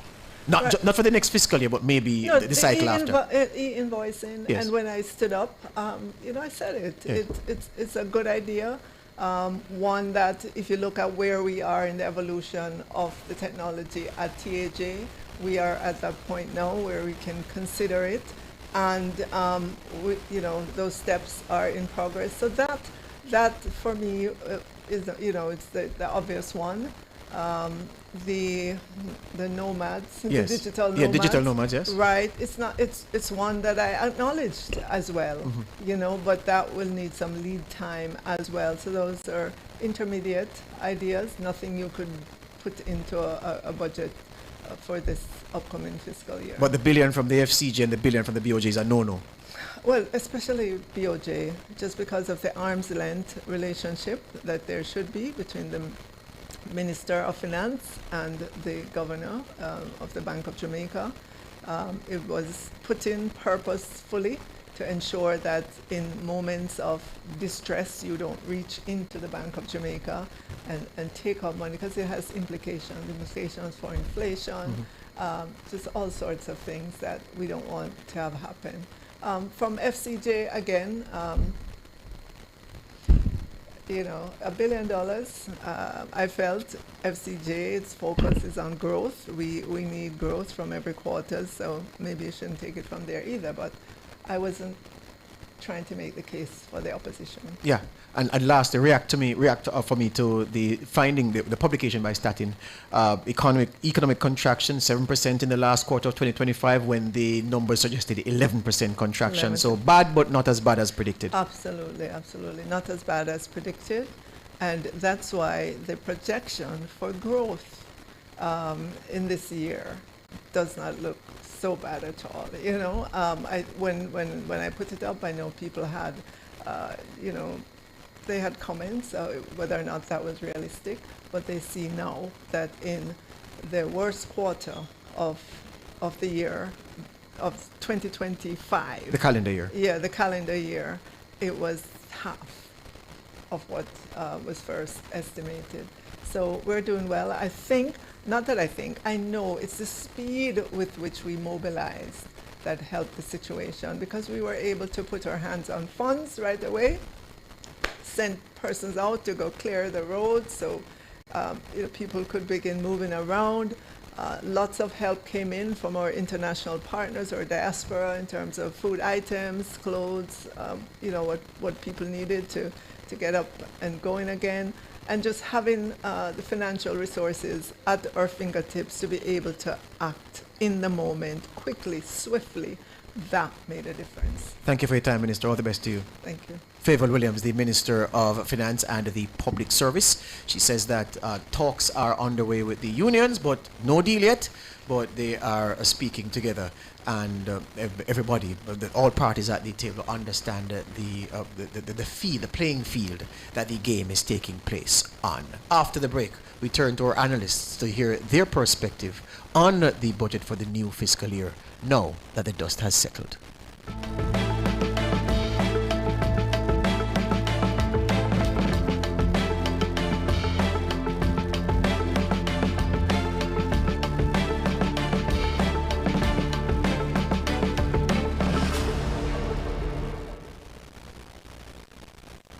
KFC, yeah, we at it again. With the new saucy wings, go and tell your friends. Now on you know, KFC saucy wing, brand new. 2 new flavors just for you. Sweet red chili and citrus chipotle barbecue. Hot and spicy, saucy wings, give me daily and nightly. Flavor kick, me know you have a like New it. KFC saucy wings, delicious hot and spicy wings, tossed in sweet red chili or citrus chipotle barbecue sauce. Wings that will crunch the rest. KFC saucy wings, it's finger licking good. That one you know, KFC saucy wings.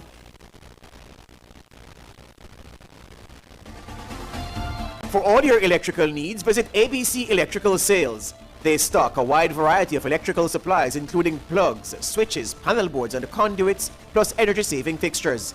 ABC Electrical Sales stocks brands like GE, Siemens, Philips, Cutler Hammer and Allen Bradley.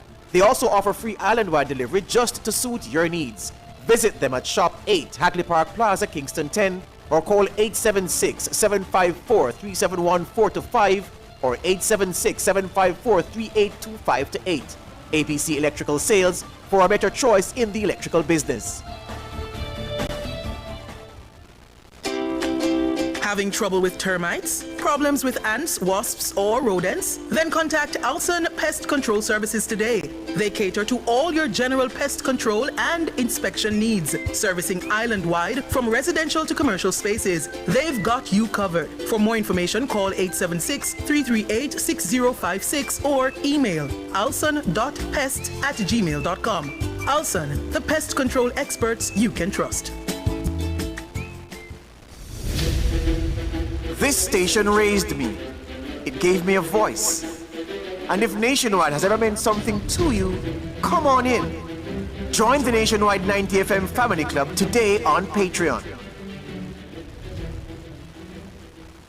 Every day, Rosie has a glass of fruit drink with breakfast, an energy drink on the way to work, a flavored water with lunch, and 2 glasses of soda with dinner, which adds up to more than 50 teaspoons of sugar a day. And all that extra sugar could bring on obesity. Are we drinking ourselves sick? 71% of Jamaicans support a tax on sugary drinks. Help tackle obesity and protect our children's future. A message from the Heart Foundation of Jamaica. The heart of Jamaica moves to a beat. This year, it's the same heartbeat of community, guiding hands with the sound of resilience. To rebuild, that same slice is now wrapped in a different story for a community in need. Tasty cheese, tasty beat of Jamaica. Buy tasty cheese today in store. Help rebuild Jamaica. For all your electrical needs, visit ABC Electrical Sales. They stock a wide variety of electrical supplies including plugs, switches, panel boards and conduits, plus energy-saving fixtures. ABC Electrical Sales stocks brands like GE, Siemens, Philips, Cutler Hammer and Allen Bradley. They also offer free island-wide delivery just to suit your needs. Visit them at Shop 8, Hagley Park Plaza, Kingston 10, or call 876-754-3714-5 or 876-754-3825-8. ABC Electrical Sales, for a better choice in the electrical business.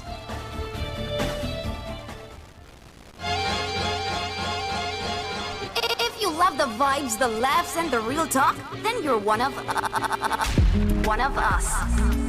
Don't just listen, belong. Join the Nationwide 90 FM Family Club on Patreon.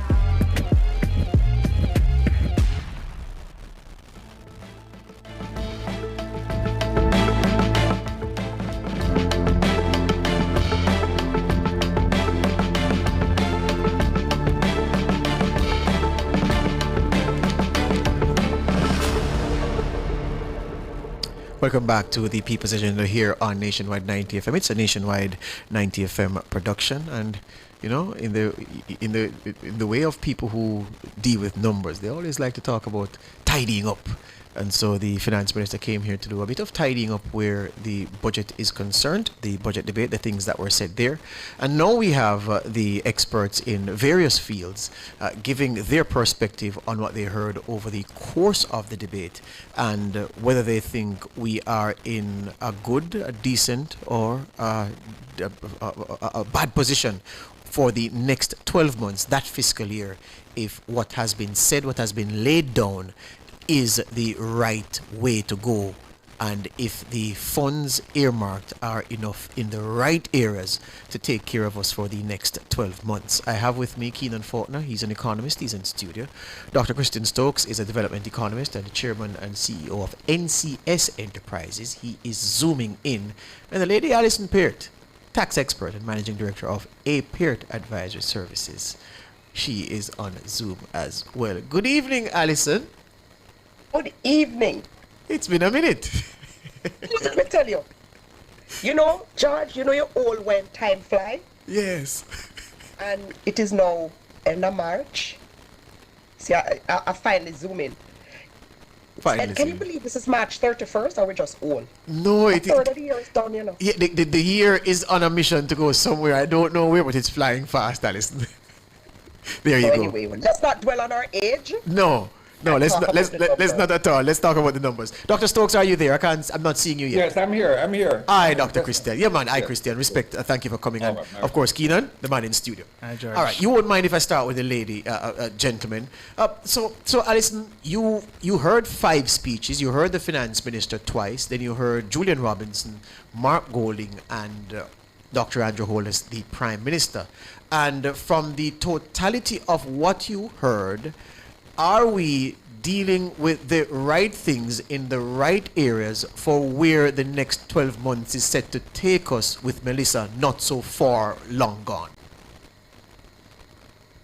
We are, but bear in mind something. The budget is not the only thing that we have. Yes. We have supplemental budget. So the minister does have some room to make some tweaks later on. But all I can say is thank God we have the NHT, because that has really helped us with some of the buffer. In terms of the overall process, I thought it was quite good this year. I really like the fact that the tax measures were early. So that way we got them out of the way and could really focus on more things in terms of the pension and other things. I actually like the fact that the opposition came with information that the minister could use. Yes. Because really and truly you want an opposition to help, because we're all Jamaicans. And I really appreciate that the Minister of Finance sought to clarify and she listened. No. One thing with the digital tax, it's just unfortunate how it is classed, right? Because I think people are confused. Mm-hmm. When we also bring in the OECD tends to deal with income tax, which makes it even more confusing. Because the OECD has a 15% minimum tax that it is pushing, and it tells countries, put this in and you don't need to put a digital tax. So one thing, it's the wording. We need to be very careful of our wording. Because some people keep saying we have this is a digital tax. My understanding is this is merely ensuring that our GCT applies to all services, including digital. So I don't view this as a digital tax. What I view this as the application of our GCT as it was intended to all services. The digital tax is a completely different thing. So for example, Canada put 3% as a digital tax. So I just wanted, us to be clear on that. And I believe once the minister gives us, and this is always a bugbear, it is wonderful to speak, but if I don't see the legislation, yes, I'm guessing. Yes. Dr. Stokes, let me start with you right there as well. Alison has sought to do some tidying up of her understanding of the digital services tax. Do you agree, disagree? Did you understand it clearly, how it was articulated? She seems to be clear. I am not. I think that perspective gives me a lens through which it begins to make sense. Me too. Otherwise you don't know how you grasp the thing, you know. That's on the digital tax. I think I was very comfortable after Minister Williams's first presentation. I got a little queasy after the second, based on the adjustment in the non-alcoholic sugar-based drinks tax, how that would be applied. All right, and if I may, let me just say why. The truth of the matter is that we have the tax because we need the money to balance the budget. All right, I would go as far as saying that we speak about the health benefits because it makes it easier to digest, but we need the money to balance the budget. Now, we do know from experience in other countries and research that you can reduce sugar consumption, save on your health costs while raising revenue. However, once you say that you are going to change the formula, so it becomes not per liter but sugar content, and then say, we're going to raise the same amount of money, I am certain that raises the eyebrow of every single economist in the country, because it does not take into consideration the change in demand as a result of a change in price. And we don't know how elastic or inelastic that is, but it is going to, two things are going to happen. Companies are going to reformulate their drinks to pay less. That happens in every country that this has been introduced. A. People are going to drink more water, which is good, but they're paying less tax. So to say that it's going to be the same was, to me, more marshland than solid ground, but we'll see how it develops. There will be supplemental budgets. So I was a little queasy about that part in particular, but generally, as governments have to do not have to, but certainly this government has had a practice of putting a budget on the table that is credible for the coming 12 months, and I think that, whether agree or not, I think by and large, this is achievable over the next 12 months. We can talk about the opposition in a minute, but that's my view on... Good opening, because you said something that I want to keep... The finance minister presented, which is not to speak to the prime minister or to the leader of the opposition. But hold on, Dr. Stokes. You put something on the table that is warm. I want to put it to Keenan before you say anything else, and I'll come back to you. We have time. Keenan, he makes a very good point, because I myself said, hold on. We announce a non-alcoholic sugary drinks tax and say we expect X, which in the case is 10.1 billion. Then we listen to the manufacturers, as a reasonable government should, who say, no, this is injurious to our operations, and we need to talk to you about how you can modify this, because this can't work. A meeting of stakeholders, then you come and say, all right, you've changed how the thing will be applied from 22 cents per gram to, rather than volume based, to sugary content based, but you still expect to collect the same amount of money. I was left bamboozled by that. Yeah, that I think requires some amount of clarification, but also I think it was good that the minister was responsive about it. You don't typically see that in the course of 2 weeks, having listened to all the stakeholders. That's right. And then coming back with something that was reformulated. Incidentally, of course, with these kinds of taxes, you hope that person's consumption patterns and demand doesn't change. Otherwise, you expect to get less revenue than you had projected. But it would be interesting to see what those exact calculations look like now, having moved from volume-based to actual sugar content, and if it is that you're going to get the same amount, and how that would be possible. Mm-hmm. All right. Give me your overview, though, of the entire debate, the 5 speeches you heard, and the counter proposals put on the table for funding the budget, and of course what the finance minister came at the end to tidy up, and the points of concession she made from what the opposition put on the table. So I think the overall debates were vibrant. Definitely I would say that this entire debate was one of the more vibrant ones in the last couple of cycles.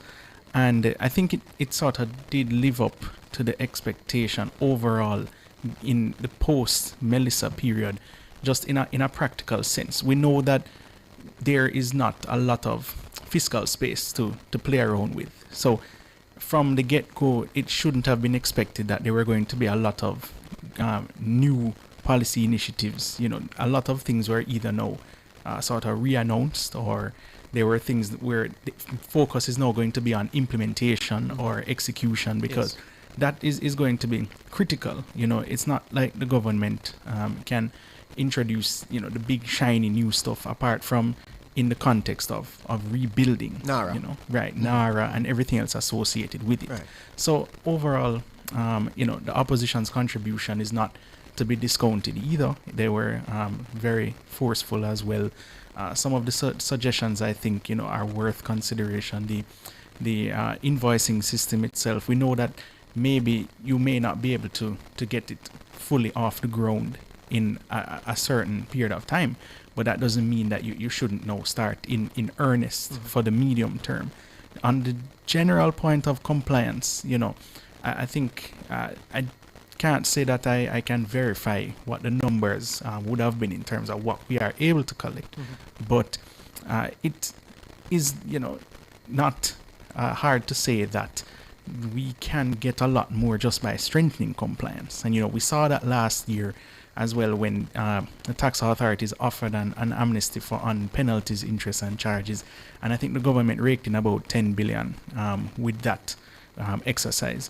So the money is out there, just on the general idea of compliance. We don't want there to be a large stock of arrears, because it can overestimate what your actual finances look like, and then when you're expecting people to pay and they don't, then you experience a shortfall, and it results in fiscal underperformance.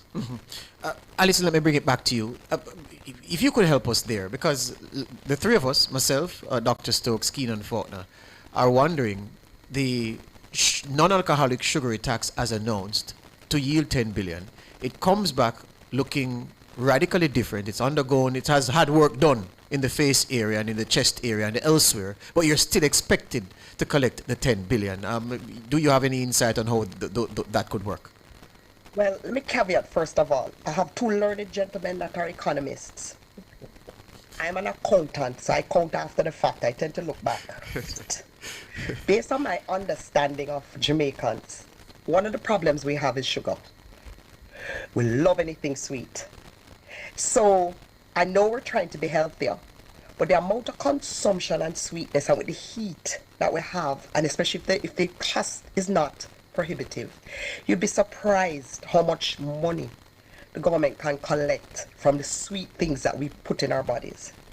So I did see, from a purely accounting perspective, usually when you do a budget and you adjust it, you need to look at how many people, if you change this thing, are you going to get what you put in the budget? You know what I mean? So normally when you cast your budget and you say, okay, this is how many things will be utilized to give me X amount of money.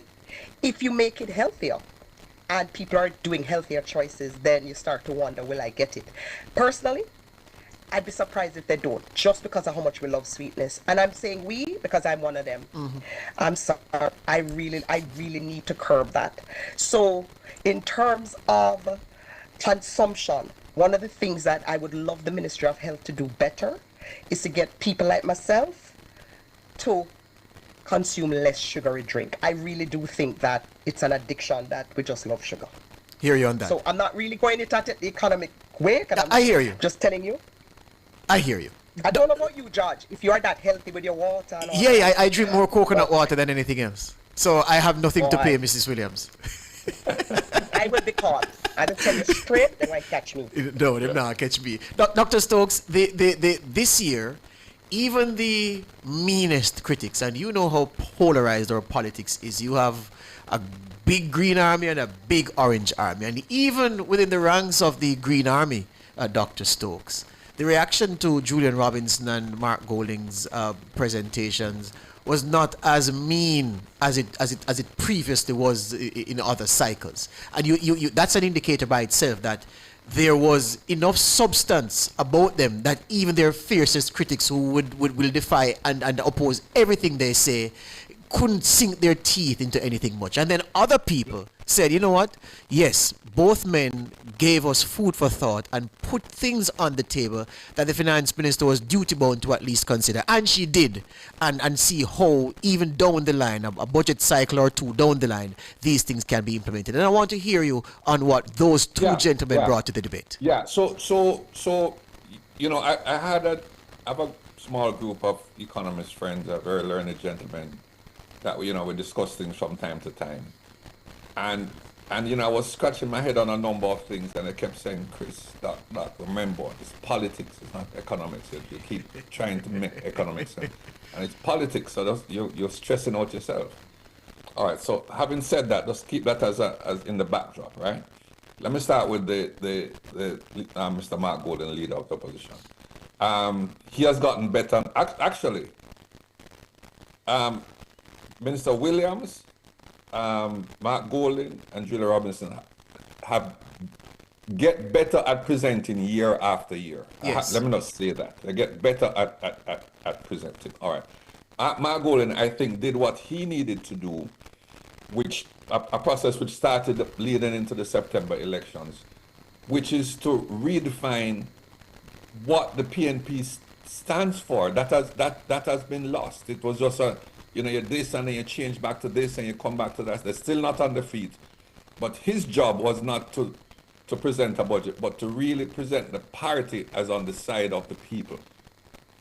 It's a nebulous idea, but if you know the history of the PNP, I think they're trying to reclaim that ground. Yes. And he did. I think he did a very good job on that, because they have not been clear on what they have stood for over the last several election cycles and in recent years leading up to the election. Perhaps something that may have been missed, Mr. Golden made several important comments and remarks. First of all, by the way, if you listen back to his speech, he'll say, the JLP has failed at blah, blah, blah. We will get it done. They have failed at blah, blah, blah. We will get it done. Failed at blah, blah, blah. We'll get it done. And it's not very difficult to do, because successive governments since independence have failed at very fundamental things, beginning with growth, beginning with health, security, education. These are easy things to pick off and say that government failed, I will fix, even though when you were in power, you didn't fix it either, yes. Right? What is the prerogative of opposition? Something that was lost that he said that I think is very important was on the topic of climate justice, which is squarely a People's National Party, Children of Michael Manley theme, which is, you polluted the atmosphere, I am being affected.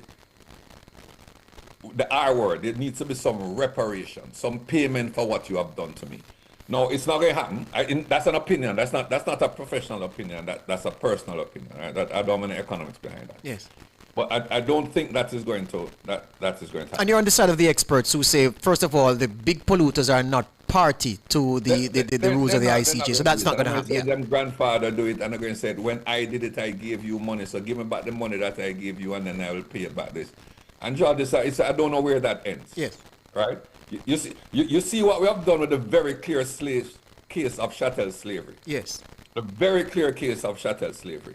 And we can't get that done. Yes. All right. So something as nebulous as climate change and who benefit, and so it's not going to happen. Especially when people are not convinced that the climate is changing as a result of. Let me put this one to you, though. Time is squeezing and I want to get Keenan in. But let me put this one to you.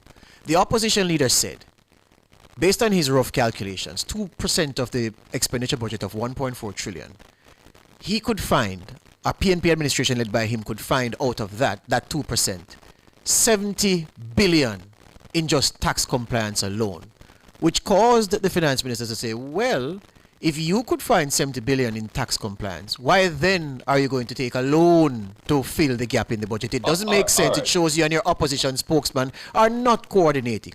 That was a boo-boo I felt. Let me just say two more things, George, and then I'll defer to you. Yes.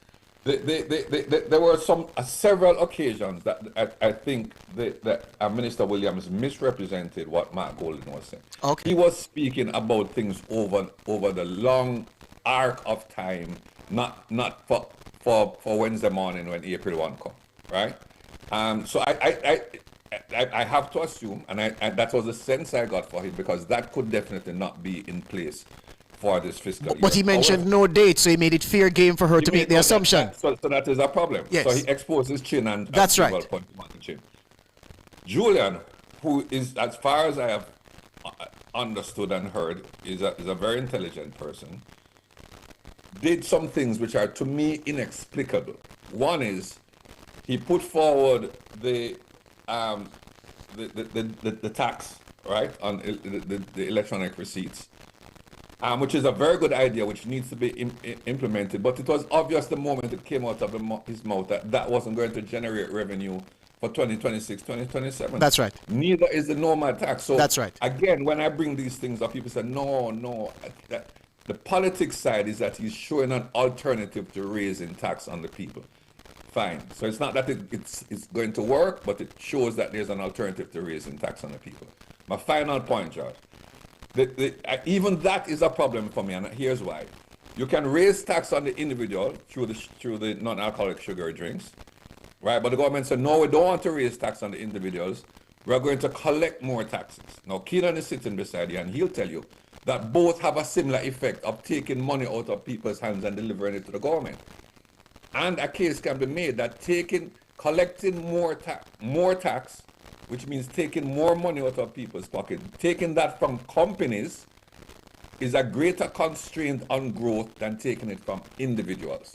So that to me, just from an economics point of view, is internally incoherent, but it is very good politics. Hear you on that. Keenan, I heard you before the debate started say, listen, you were keen to hear, and I think you said the Prime Minister, because you expected the Prime Minister to do that heavy lifting, and he did, where NARA was concerned, to flesh out the vision for NARA. So keep that in mind as you answer this question. But here's the question.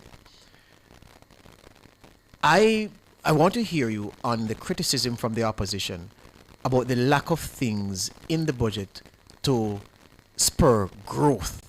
Because my contention is, after an unprecedented event of a scale like we've never seen before and could never imagine, it may be a bit rich to criticize a government in power for not talking about anything that can move the growth needle significantly, when in normal times the growth needle isn't moved significantly. So I want to hear you about the criticism about the absence of things in the budget from the opposition where growth is concerned, and whether NARA could help to do some of that moving of that proverbial needle.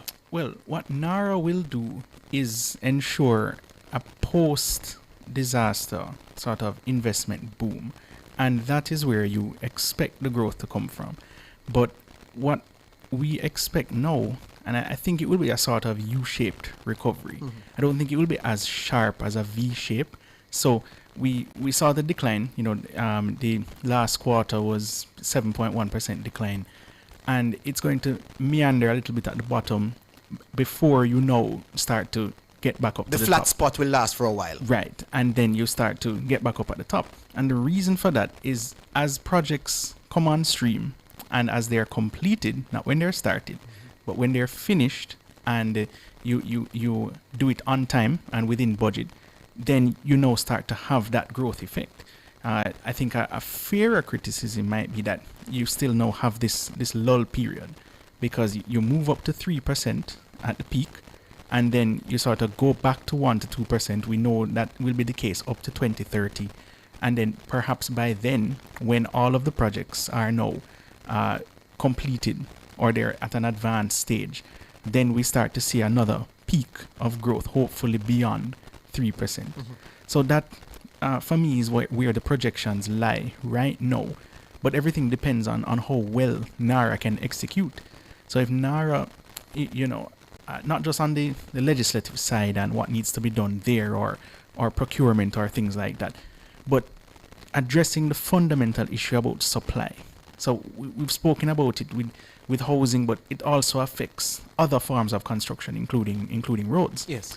And if you don't have enough builders in the society, there is now going to be a limit to what you can do in terms of your infrastructure ambitions, which we don't want to scale back at this point in time. Mm-hmm. And when you say that, not that the point needs help, but in the same way, the recovery of the electricity grid by the JPS required hundreds of hands from outside because there weren't enough people to get that back. Are you saying that practically the work that NARA has to do, there may be need for a similar kind of assistance, given it's not just laborers you need specialists in certain areas to drive the construction and the reconstruction and the development. So may that be something that could be detrimental to the progress that is expected? So you will never be able to train everybody in the amount of time, in the shortest possible time that you can train them. Maybe still too long. Yes. But that doesn't mean that you shouldn't start today.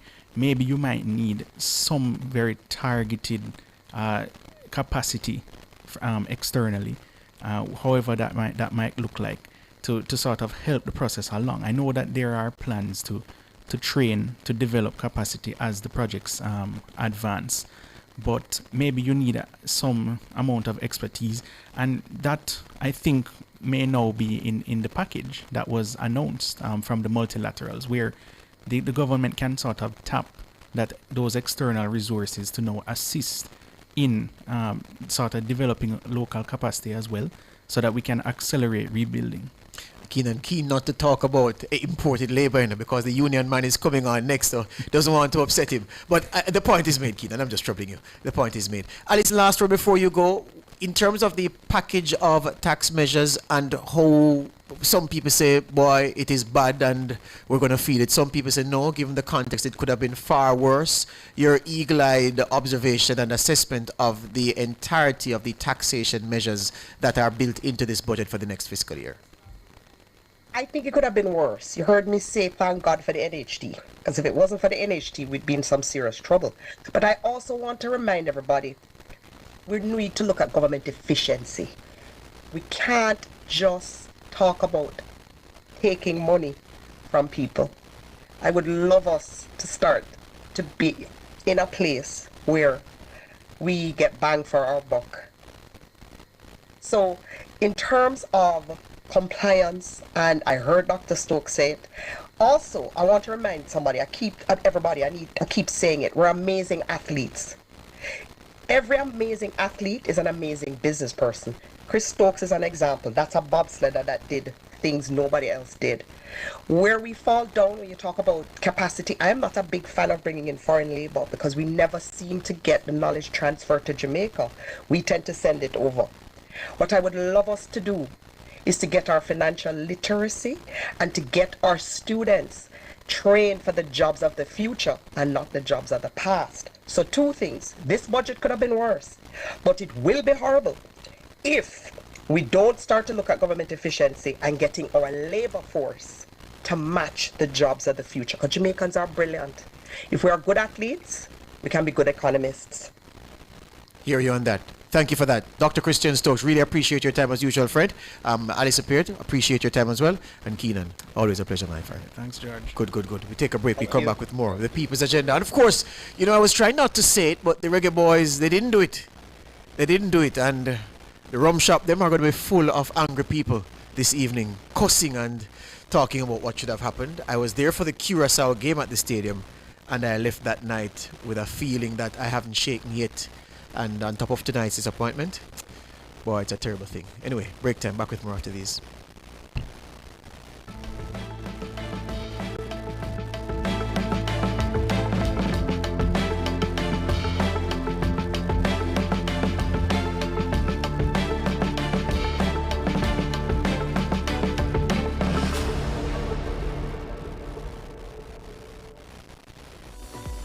The UCC Corporate Education Division is now accepting applications for a series of professional certificate courses offered this semester. Over 75 short courses available in business, HR, computer skills, supervisor management, financial securities management, and so much more. Build productivity and give your workforce the winning edge. Pursue programs at any of our campuses island-wide. On-site at your workplace, online or on demand at your convenience. It's that simple. Apply online at www.ucc.edu.jm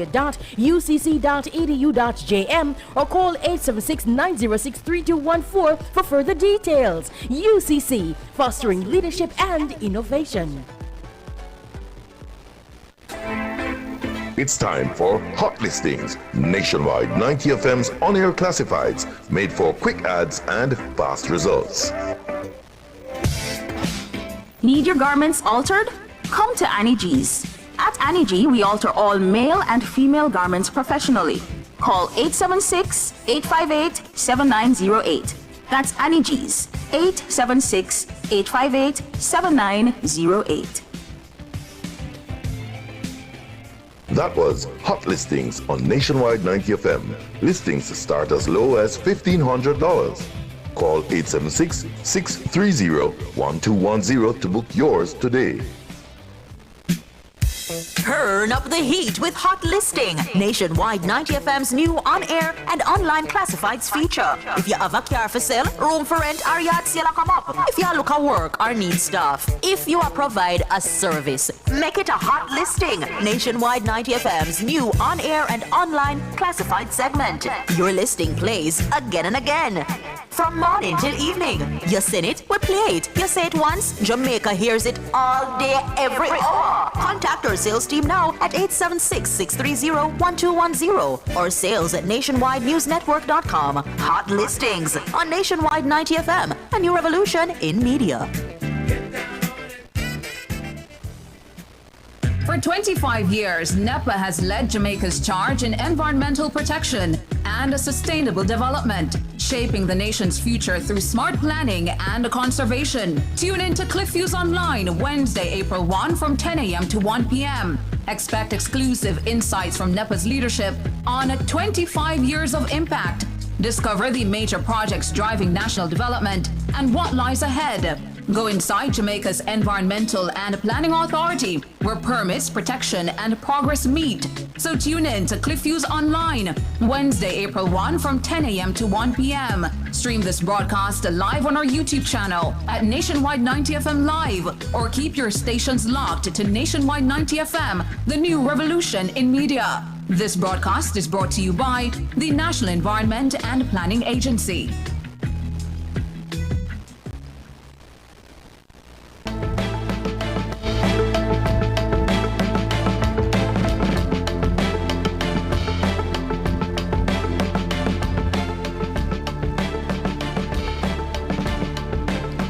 It's the People's Agenda here on Nationwide 90 FM, a production of Nationwide 90 FM. I want to say thanks to the Finance Minister who opened the innings. Alison Peart, Keenan Faulkner, and Dr. Christian Stokes followed. And now I'm being joined by Senator Cavengale, Government Senator Cavengale, the President General of the Bustamante Industrial Trade Union, BITU. And on Zoom is the president of the Jamaica Employees Federation and a man of music and history and so many things, Wayne Chen. Good evening, Senator Gale. Good evening to your viewers and listeners. Viewers and listeners. Hey, it's feel good when somebody said that to the viewers and listeners. Good evening, Wayne Chen. Evening, gentlemen. How you do? I'm good. Up here in the cool hills of Mandeville. Up there in the cool hills of Mandeville. A certain nationwide presenter was heard one morning saying, down in Mandeville. The people really kill him. Good evening, Saeed Bernard.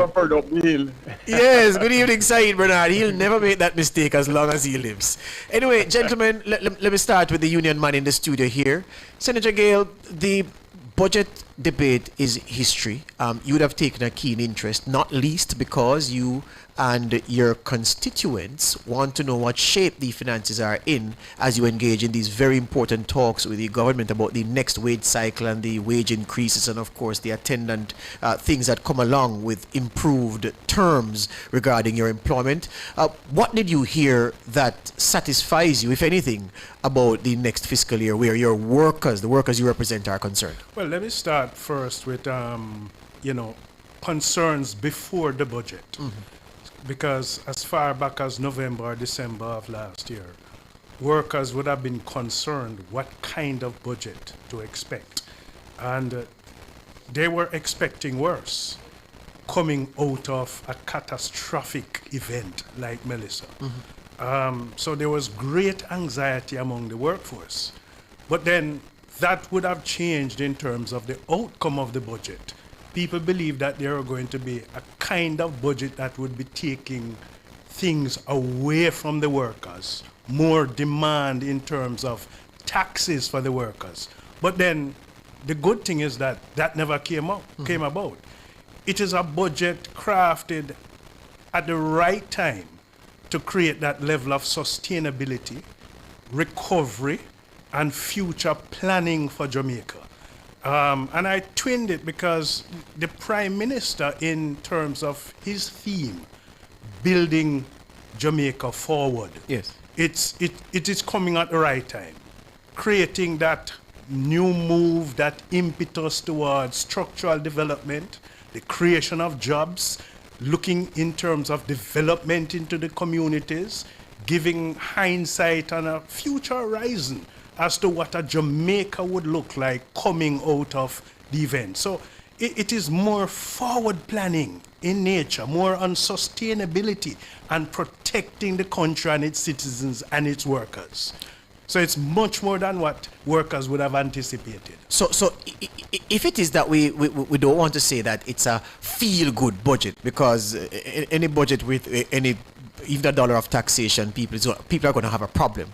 But are you saying then that because it is not as bad as expected, the average worker in the public sector will believe that, we really dodge a bullet given what Melissa did to us, is what you're saying? Exactly. And it is also against the background that, George, you'd have had previous budgets that gave handouts, gave, goodies. This is a budget more of protection in terms of sustaining and preserving what we have, whilst we as a country is going to be building on the future. So I'm of the profound view that workers must feel more secured going into this budget, where any level of taxation is placed elsewhere than on the backs of the working class. Wenchen, much has been said about the fact of the revenue measures being tabled ahead of the start of the budget, and what that did to the perception of people heading into the debate, and how all that combined to redound to the benefit of the participants in the debate, especially the government, because people saw for themselves that there were no terrors in the pages of the details of the government's expenditure plans. Is that an accurate way to put it? I say yes, and I think it's a very, very good precedent in governance speak. It's almost like before you have the announcement, you have a request for information. In other words, you make it more proactive, because even though tax measures were announced at the beginning, the details were not fleshed out. In fact, on your very station, I speculated at an early stage as to what the digital tax would look like. Yes. And one of your earlier commentators was very accurate in saying it ought not to be referred to as a digital tax. Yes. Because it's not really a tax on anything digital. Yes. It is really leveling of the play field, where people who access certain services and goods through digital platforms have an advantage over those of us who are stuck in brick and mortar in Jamaica. Yeah, you pay a GCT now, yes. Absolutely. So the small hotelier and the large hotelier who puts up concrete and mortar and pays all the licensing fees and everything and is stuck is in a competition against I believe the last count I heard was 14,000 rooms in Jamaica on Airbnb, just to give an example. Yes. My early speculation was this seems like a good discussion to start to level the play field, because we as employers, we as business people and entrepreneurs, the first thing we want is to make sure that the play field is level. Yes. And the fact of the matter is, I have people in my ranks who will say simply, just tell us the rules and we'll figure out how to work with them. In other words, we just know how to game the system. Yes. But I think if we really want to build a strong and sustainable platform for growth, strong economic and inclusive growth, let me be very specific, because there are things you can do that make the GDP numbers look good, but whether it redounds to Cavan's constituents, who are the workers of Jamaica, that is always going to be more questionable. But the fact is, if we want sustainable and sustained, strong, inclusive economic growth, there are certain big things you can do, and one is to level the play field for entrepreneurs. So you level that out. And it was touched on but I don't think we have fleshed it out enough. Yeah. And it should be something that we discuss going forward, because I know we don't want to give it with one hand and take away with another.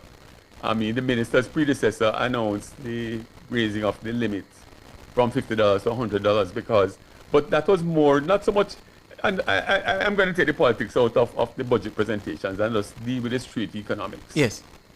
The administrative cost of dealing with a lot of these small transactions just was not worth it. And we have heard previous ministers of finance talk about, that it's almost like the last mile.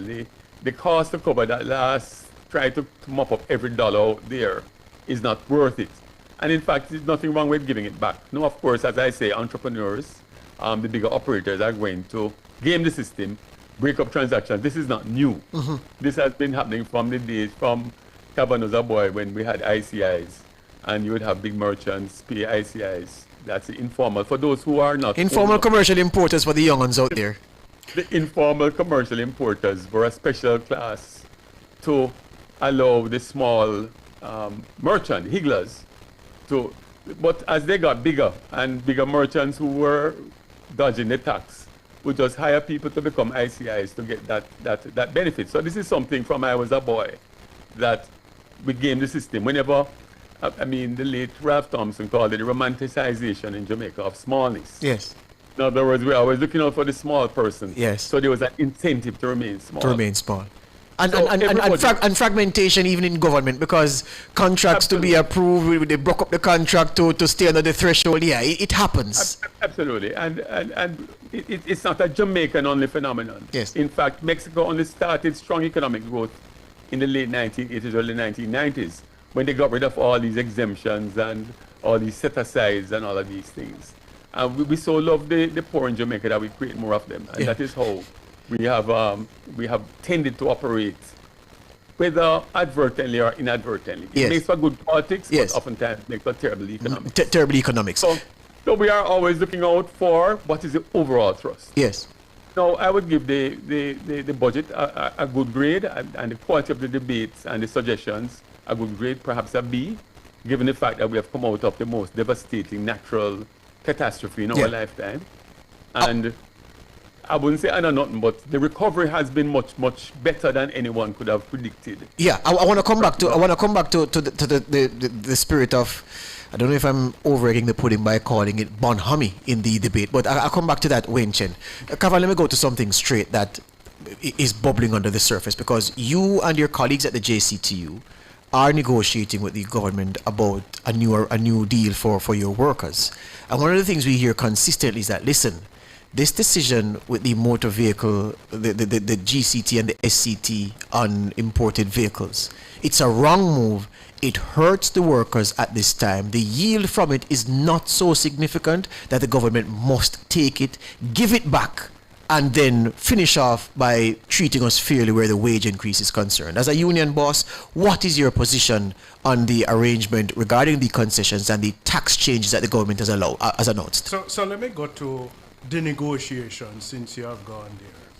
If you look at the fiscal paper, there's a $555 billion allocation for wages and another contingency of some $42.8 billion. So already there's room for negotiations.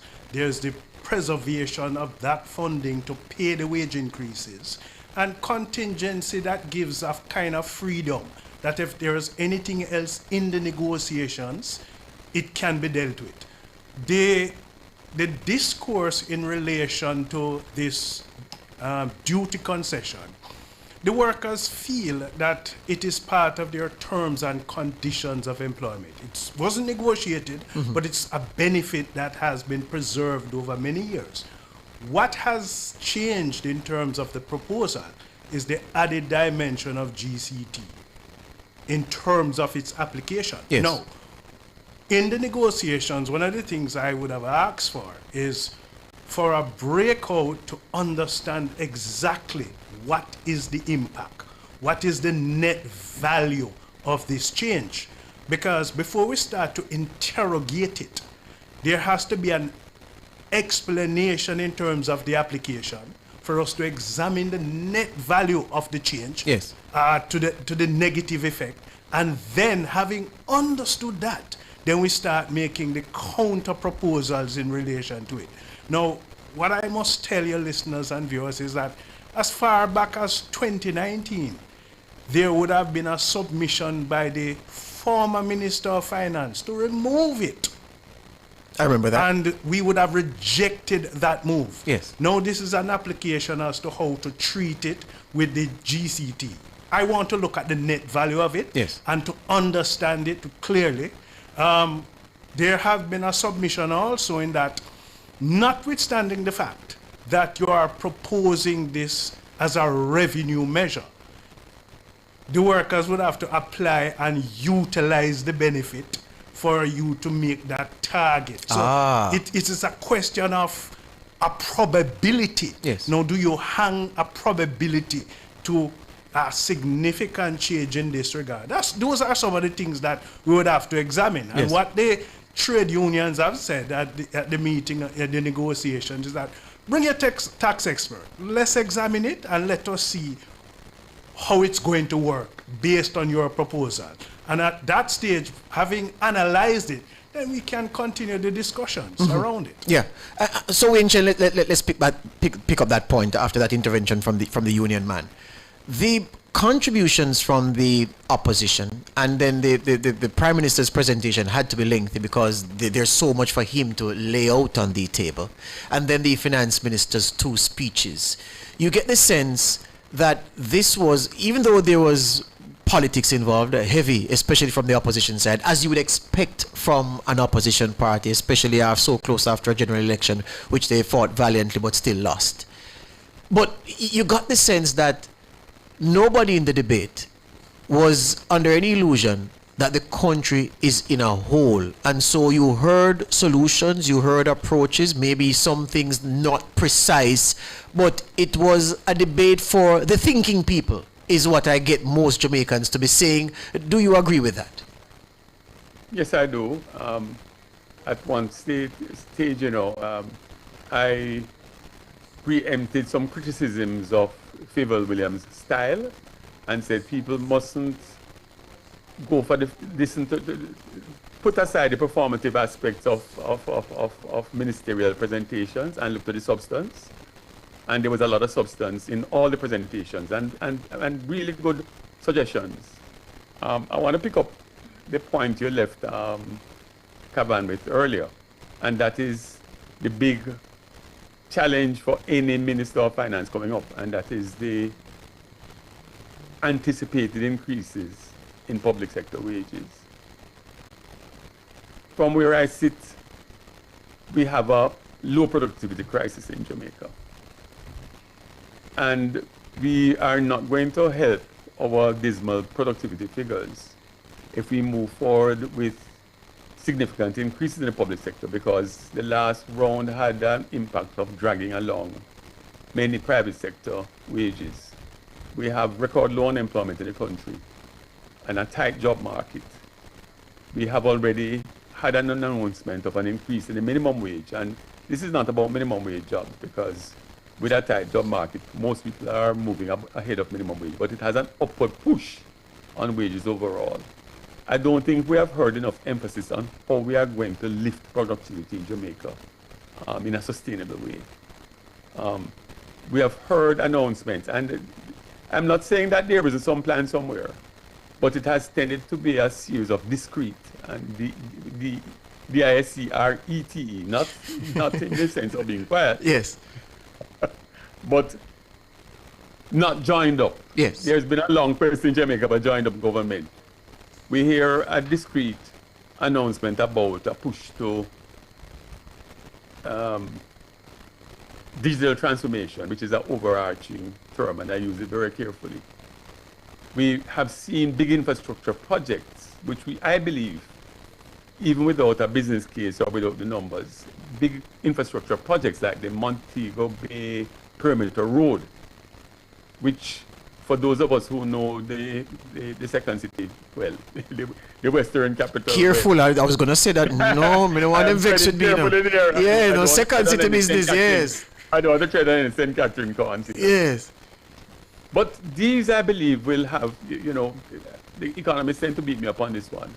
But infrastructure projects that improve traffic flow, get people here and there better, I believe, will have an impact on short and long term on productivity. But really getting at the heart of government efficiency. I don't want to see another round of wage increases in the public sector without some process reform, without some merit-based aspect of the pay where people are incentivized to do better and to deliver, not just to make announcements or the box checking exercise that many things happen. But let me hear Kevin on that, Wayne, because I think it's an important point. Your response to that. It's not ironic that you would have brought the trade union and the employer. That's right. At the same It was by design, It was by design, and it fosters partnership. Yes. Now, the Prime Minister in his presentation spoke about the need in the future to have wages linked to productivity. Yes. And he would have indicated that it's a paradigm shift, but also indicated that it might be controversial. Now, I don't view it as being controversial. I think this is a discussion that we need to have as a country. It's a discussion that is fundamental at this time, coming out of us rebuilding the country. Mm-hmm. And it is the opportune time to have that kind of conversation, mm-hmm. because coming out of the compensation review was to look at the real value of jobs in the public sector and to add that value to the jobs. But total compensation also have to look at, George, rewards and recognitions for work done. Yes. Moving to a stage where if workers perform outside of the norm, then they must be rewarded and recognized for that as a total compensatory factor. Yes. That is where we need to go. We also, as a country, need to start looking at how we can improve the level of productivity, how we can invest in productivity, how we can train and upskill workers to be more productive. And it don't mean longer working hours, but paying attention to the workers, paying attention to the environment to which the workers are working, paying attention to the conditions of employment, giving that security of tenure. These are factors that can contribute to productivity. And we need to start having that discussion right now. Yes. And I'm happy that the employer in this case is agreeing with me to promote that. Are you indeed agreeing, Wayne Chen? Kevin and I meet very often. One of the untold secrets of this country is how we have progressed tripartism and social dialogue and social partnership over the last 30 or so years. We have a lot of agreement on many issues, and I'm not afraid to say that publicly. We both see that productivity, low productivity in the country is a huge challenge. We both see that sustained wage increases, in fact, seeing that every Jamaican has a livable wage and beyond is a shared goal. There's no doubt about it. It's not going to happen by proclamation, because if it could happen by political proclamation, that would have been achieved a long, long time That's ago. right. In fact, just automatic increases in the minimum wage and automatic increases in wages is like a dog chasing its tail, because there's no sustainability in it without a huge thrust towards productivity improvements. The first aspect is we must be able to measure output.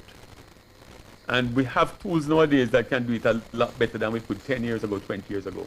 In the last week, I've given several talks, typically to students, about what the future of work looks like, especially one where artificial intelligence becomes the norm. Yes. Because many of the current jobs and vocations that we have will be eliminated virtually by AI.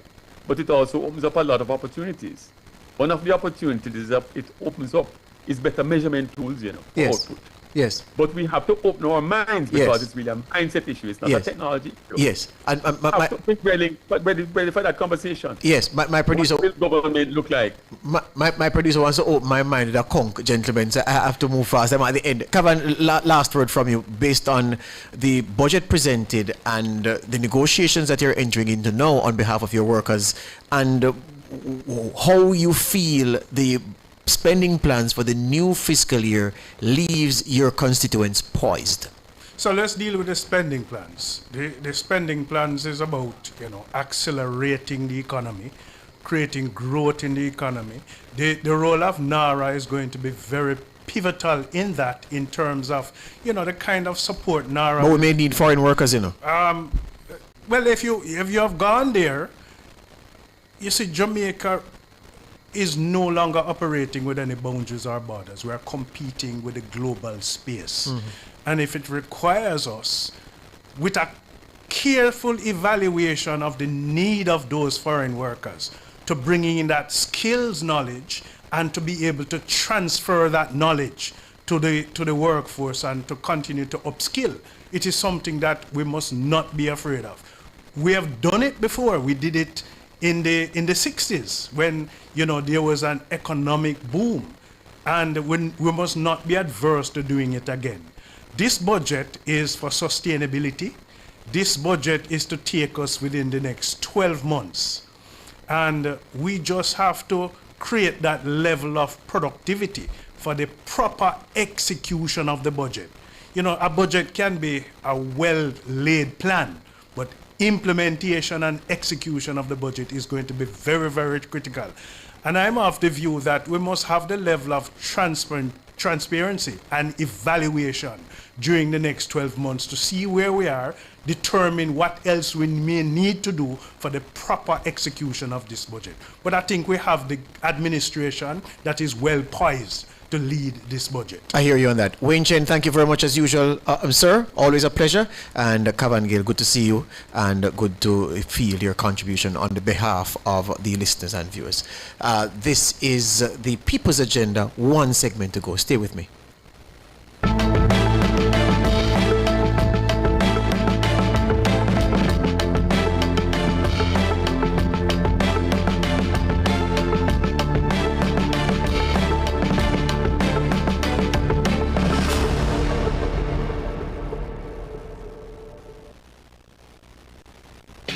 Is your investment idling? At LaSalle's Employees and Partners Cooperative Credit Union, we know the power of compounding. With Compounder, your medium-term goals grow stronger every month. No debate. Earn a whopping 4.5% offer rate over 12 months. Start with a minimum of $200,000 and watch your money multiply with the compounding effect. Growth isn't just steady, it's exponential. Call 876-923-5480 or visit www.lasallescreditunion.com. LaSalle's Employees and Partners Cooperative Credit Union, the friendly financial institution of choice. Commercial spaces for you. Parks and attractions for you. Housing and residential developments for you. Beautiful rental properties for you. Improving quality of life through infrastructure development across Jamaica for you. The Urban Development Corporation, making development happen for you. Brought to you by the Urban Development Corporation.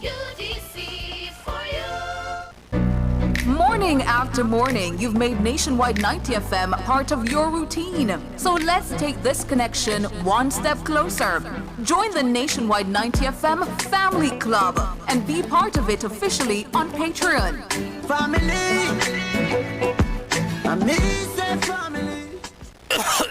Ew, baby, you sick? Drink this. Strong back tonic wine.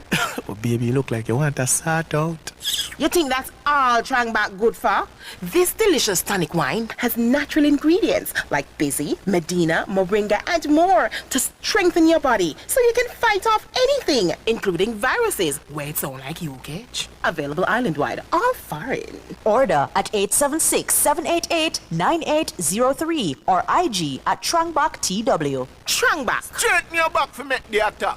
Cleasing Industrial Supplies Limited, the experts at providing control and automation solutions in Kingston and Montego Bay. Visit them for all your FMC technologies, ABB, Stalin enclosures, Omron, Fluke Instruments, and other products and systems. Cleasing Industrial Supplies Limited, 24 Dunrobin Avenue, Kingston 10, and Shop 32, Overton Plaza, 49 Union Street, Montego Bay. Telephone 925-0590 or 969-9942.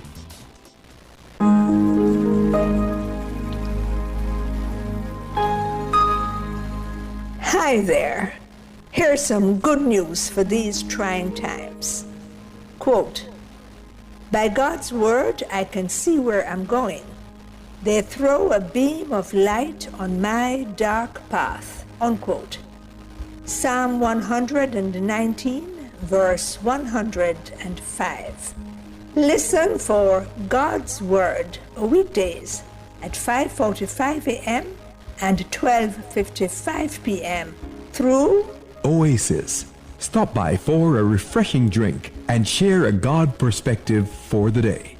Oasis. Weekdays 5:45 a.m. and 12:55 p.m. right here on Nationwide, a revolution in media. The rebroadcast of the Oasis can be heard weekdays at 5:45 a.m.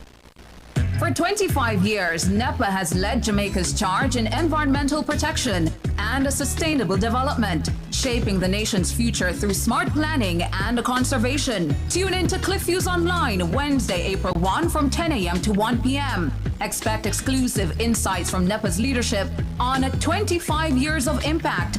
Discover the major projects driving national development and what lies ahead.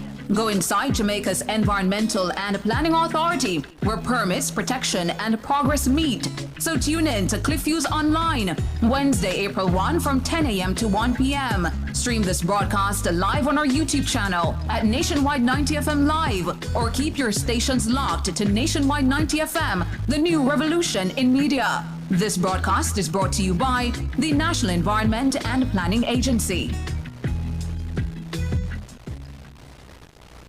He never shies away from taboo topics. Voyagings after dark. The most riveting discussions. Voyagings after dark. Topics that are shunned by society. And everything else in between. Voyagings After Dark with Korean Voyagings this and every Wednesday from 8 to 11 p.m. on Nationwide 90 FM. You can't miss. What's buzzing? Celebrity outfits. Is that a hit or a miss? Bust the out. Jamaica's Got Talent. Wait, a war man. Hot takes. Talk up the things. Actual factual. Life is short. Voyagings After Dark. Come get your mind blown. And your curiosity explored.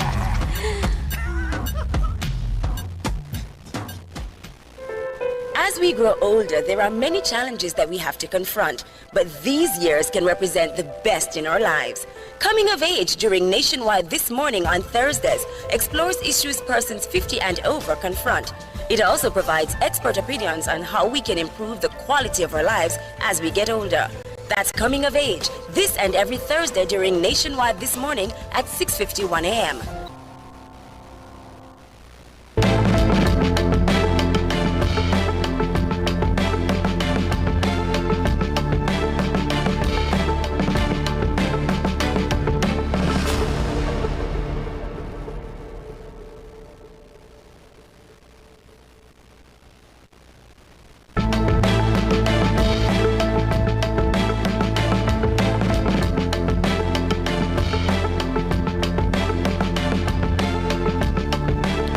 Welcome back to the People's Agenda, and thank you for your feedback. Been getting some good feedback in the YouTube chat and via direct message. Miss Jackie, I just saw your message just now, I just glimpsed it. And yes, there's one needed on productivity, because I don't know, maybe I'm getting old enough finally, because I'm tired of these conversations about growth. I'm tired about the expensive energy, and I'm tired of the productivity, because it's the same things I've been hearing in media, and I came here straight out of school in 2005, and it's the same things I hear, the same lament about procurement and bureaucracy. When are we going to change it, and who will change it? And if I have one more of these conversations talking about the same things, I'm going to punch myself because I can't punch somebody because they're going to charge me. So, you know, why am I ranting when I have 3 guests in studio? Good evening, Newton Harris. Good evening, Dr. Nadine Spence. Good evening, Kevin Branchan. Good evening, George Davis. So this is a good evening, George Davis.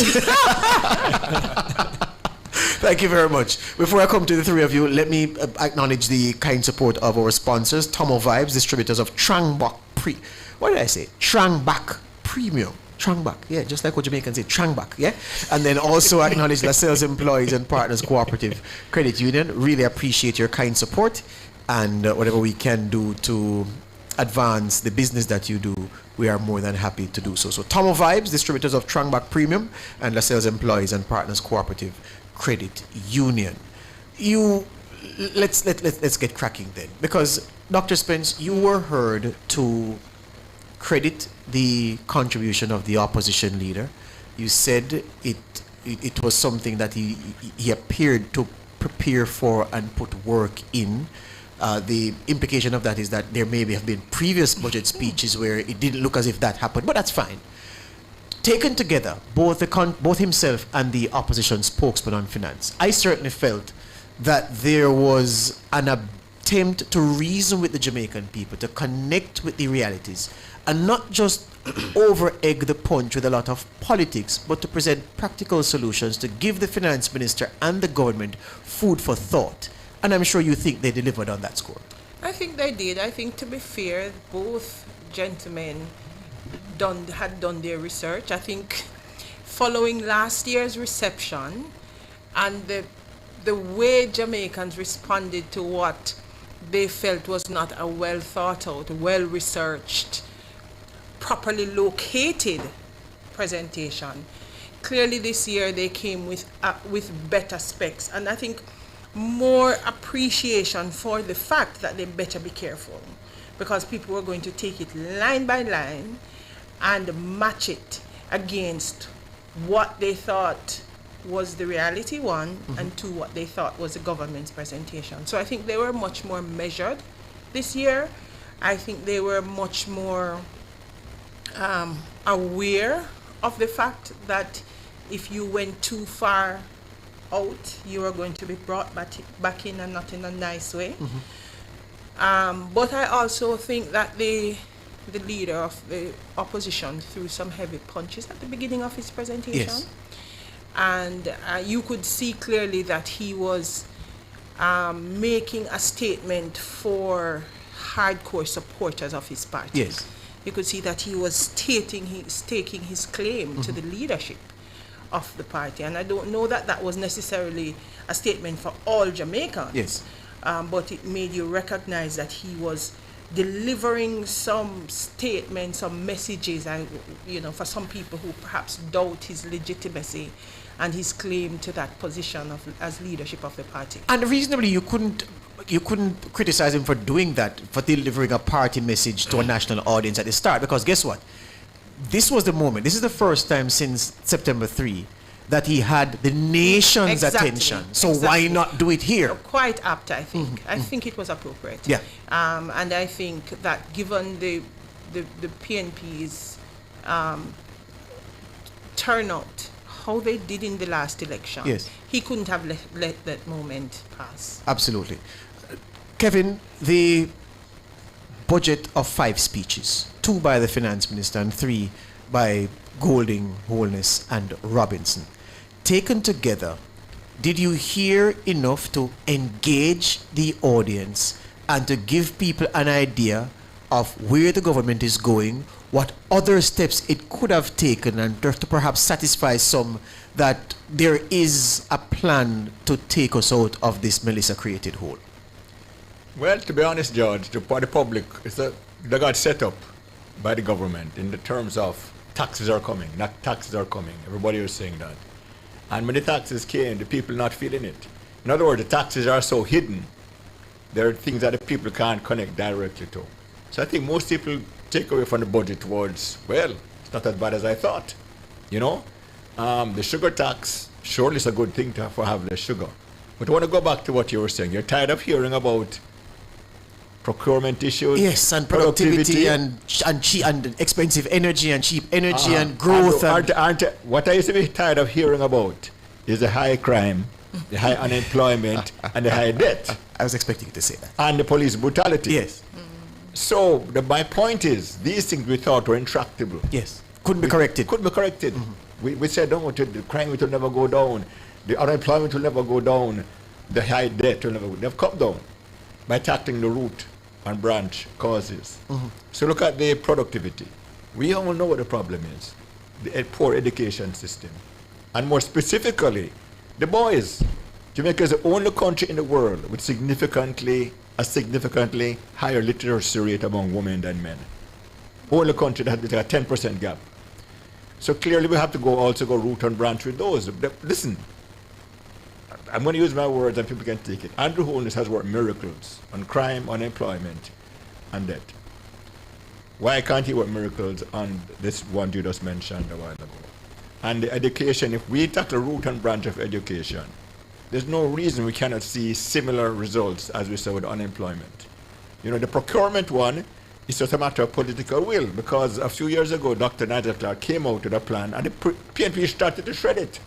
And the civil society groups also. Holness just had to stand firm with that and do the procurement thing, because everybody agrees. The PNP agrees to, but they didn't like the solution. That is we have money, we can't spend it. Yes. You know? And the high energy costs, well, we're going towards 50% of renewable. So what I'm saying is, let us hope in 5 years or so, George Davis will said, have a different three things that you're tired of hearing about. Those three will be no more talked about. I wouldn't mind. But stay with me on this budget, though Kevin. I'm saying, we are not in, I've never heard the phrase precedented times. I've only heard of unprecedented times. These are extraordinary times. Yeah, but remember, Jamaica gets hit by hurricane every 10 years. Yeah, but we never get a Melissa before, not even in your lifetime, and you're not young. So I'm saying. Yeah, but what we have to understand. Yes. We are always going to be at risk of hurricane. Yes. In 1780, I'm writing a book about history. We got hit by a massive hurricane. Yes. We got not a massive one in 1781. I one in 1784. I one in 1785. Yes. What I'm saying is, Melissa, don't think because Melissa hit, we're never going to have not another Melissa again. It is something we have to accept. We have some of the best weather in the world, one of the most beautiful countries. But at the price we pay is we're always going to be at the risk of hurricanes. Yes. We can't say Melissa one-off. We have to work within that framework. Yes. All right. Let me move it on to Newton Harris. Newton, former vice president of G2K and a budding political and social analyst. Newton, on the strength of what you heard, does the country have a clear idea, you believe, of what is being done by the administration, the things that it wants to attempt, and from the contribution of the opposition, another way that it could probably take things to make the next 12 months better? Hi, George and listeners. Does the country have a clear vision going forward? Yes. I think we do.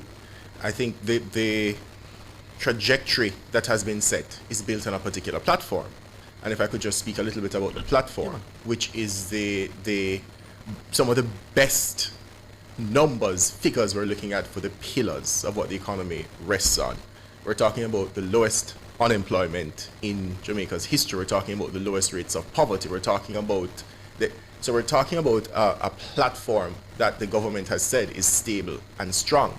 And a couple budget cycles ago, or was it last year? I can't recall at this time. The Prime Minister made a very, very serious heavy weight of saying, good fiscal management can yam. It was last one. That was the election budget, yes. Right. So he's trying to get us to understand that going forward, what the work that has been done so far is building towards more stability. And we saw that through COVID. Now, granted, COVID had the largest social protection mechanism through the CARE program. There's $20 billion. Yes. After Beryl, there was $5 billion again of assistance to the people. Those things are not chicken feed. Yes. And those things are as a result of serious fiscal discipline. Now, going forward, how do we build on those things? I think before I comment on the going forward, I think I just want to comment on the social aspect of it, just a bit, because I think my generation has grown up in an era of relative stability, such that we don't even realize. You're born in which year again? Anyway, continue. I think the younger generation. Yes, sir. I will not refer to He's a mine. millennial. The younger generation. Dr. Spence, I'm a millennial too, but go ahead, Newton. Have grown up in. No. The three of us are millennials. Kevin isn't. Yeah? There you go. Go ahead, Newton. Well, we'll claim him spirit. Yes. Youth in spirit. Spirit of Kevin, yeah. So we've grown up in this era. We've existed in this era where we don't have these huge social upheavals from inside and even from outside. We've been shielded from so much of the shocks, the global shocks, such that we don't really. When we hear a budget of no new taxes for how many years, it doesn't mean as much to us as it does to generations prior. Yes. But all of these things mean that the people are not feeling a great sense of angst and anxiety and upheaval. So to your question about whether we see a way forward, we do see a way forward because of the work that has been done so far. And then the Prime Minister's outlining finally of the NARA. Yes. Because Minister Williams did not say it, and I had said that it would be up to the Prime Minister to say it, because it's such a huge component that is a pillar that the Prime Minister must address. Glad he did. There is a lot of talk now, a lot of commentary, a lot of suggestions for fixing NARA, and we look forward to the dialogue on that. And just as the government listened on the sugary drink tax, we expect them to refine NARA some more. But I think that there is a clear vision going forward. Yes. All right, let me ask Dr. Spence this, because he touched NARA, Newton Sterling, Newton Harris. Newton Sterling is the former Arnett Gardens and Jamaica footballer. Here's the thing, because of the disappointment. It's all right. Dr. Spence, this administration, since 2016, February 25, 2016, when it won the election and has come out, and technically it's not that administration, but it's the same party, but it's the wholeness and the team, they've been keen to market themselves as a listening government. And I want to hear you on them trying to establish themselves as a listening government, and Favour Williams's very swift response to the manufacturers and producers who were up in arms about the structure of the tax on non-alcoholic sugary drinks. How quickly a working group came together, how quickly she met with them, how quickly she took on the suggestions to the extent that she could then modify her original proposals for the tax in her closing budget presentation, and how gracious she appeared to be in taking on suggestions from the opposition, even though she said these are good ideas, just not this fiscal year. I think it's as you're right, and I think if you allow me to just locate that. Yes, so you have Nigel Clark, who had a particular way of engaging the public, and we could see it, we could hear it, we could literally see his mastery, and people connected to the budget and connected to Nigel Clark, and people miss Nigel Clark. Yes. But people are trying to find a way to connect with Favour. Yes. And I think that is what she's bringing to the table. The fact that she's unassuming, she's quiet, she's anti-Favour. She's not Dr. Clark, she's anti-Favour, meaning she's relatable. Yes. She's becoming more and more likable. Yes. People are connecting with her. Last year she gave us her community, Ty Dixon. Yes. Everybody now knows Ty Dixon. Yes. That was her big moment when she connected with people, because people knew what it meant to come from a community where you put your water upon your head and walk barefoot go to school. People connected with that. Yeah. This year, what people heard was a quiet, unassuming lady who presented a budget and had a particular perspective on it, but then went back, revisited, thought through it, and said, okay, I listened, I heard, here is what I'm coming with. And I think that's a new point of connection, because normally we don't think the budget talks to us and responds and rethinks itself. Yes. We see it as one direction. This suggests directionality. This suggests a conversation. Mm-hmm. So you're right, George, in picking that up, that her moment was the response. Because to be honest, I was at the first budget, and the mic was low in the chamber. In the chamber, you couldn't hear, and it was like, oh, okay, all right, fine. Mm-hmm. But the second one, I think, connected more. I went, I would have liked the philosophical, political stuff. I wanted to hear this connection with the sugar tax and what is happening in health. And I wanted to hear that kind of political, that positioning of the tax. Because to me, that was a big sell, how it would connect with people. And I think in the second one, by revising it and thinking it through, she connected more with people on that matter. So I think her second presentation, in fact, created greater impact for those of us who are looking at, moving the needle on how she connected and how she continues to impact with people. Kevin, I want to hear you on that. Well, the reality, finance is not exactly an exciting topic. Often the heart of finance is connecting numbers, nuts and bolts together, which is boring to outsiders. But the insiders, your numbers have to add up. And who enjoys really hearing people talk about math? So you have to find a way to make some excitement while doing the nuts and bolts together. And I agree, Auntie Fayevel the public is warming to her. But more importantly, is she capable of getting the numbers right? Yes. And I mean, I don't see any reason she has not been capable of it, and her background suggests that. So we shouldn't be judging finance ministers by the excitement they create. Yes. We've had many exciting finance budgets in the past that were disasters, right? Yes. So we don't judge her by how exciting she is. Well, let me ask you, and you have the benefit of experience. You're itching for it, Newton. I'm coming to you with it. In your time, have you seen a government make a major announcement around taxation and gets an alternative idea, gets pushback from a big stakeholder group, and before they close the budget debate, there is an amendment announced and an announcement of more discussions with a view to further amendments? I've only been here recently. You've been here a long time. Have you seen that? What are you trying to say, sir? We're trying to say older than we can. No. I remember Bruce Golding a few years back, and he took on something Omar Davis had said, and he said a good idea, and he did adopt that. But on a scale like this, no. But Bruce Golding was never finance minister. No, but he gave us a prime minister. Prime minister. Speech, and Omar Davis, as the opposition spokesman on finance, made a suggestion, and he took it on board. Right.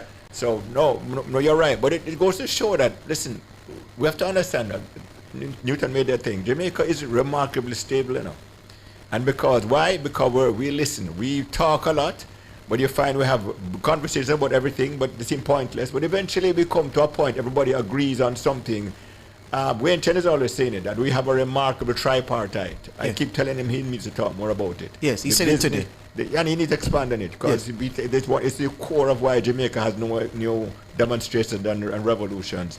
The business, the political, and the unions. Yes. They work together remarkably well. And Wayne goes all around Caribbean and stuff, and he says, our system works better than anything he has seen. And it's one of these quiet things that makes Jamaica work, that the public doesn't get to know much about. Yes. Newton, you've been itching to comment on the point. Go ahead. Yes. I think a lot of particularly young people don't, we like excitement, but when it comes to our money, don't touch the bag. Yes. So we don't like the excitement to hear what will be taken away from us.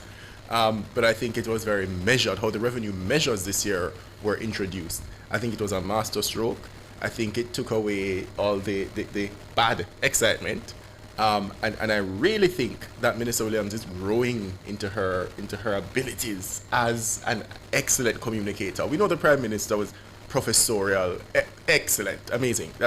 That's undisputable. But the way that Minister Williams took us through her closing and X out the 8.6 billion that the opposition says you will get from the e-invoicing, X out the digital nomad. I think that connected in another way that was it was very effective. A lot of people enjoyed that presentation. Yes. To the point that it was very relatable, very, very, very enjoyable. And I think it was also clinical. I hear you on that. Dr. Spence, if it is that the opposition spokesman, and I want us to be fair and give him the credit, because if the things that he put on the table were not smart and well thought out ideas, then Mrs. Williams wouldn't have had the opportunity to have been gracious and listening and address them and say, well, good idea, but not this fiscal year. So sometimes when these debates happen, we give the government the praise, and it's almost automatic for people, not us, to criticize the opposition contribution.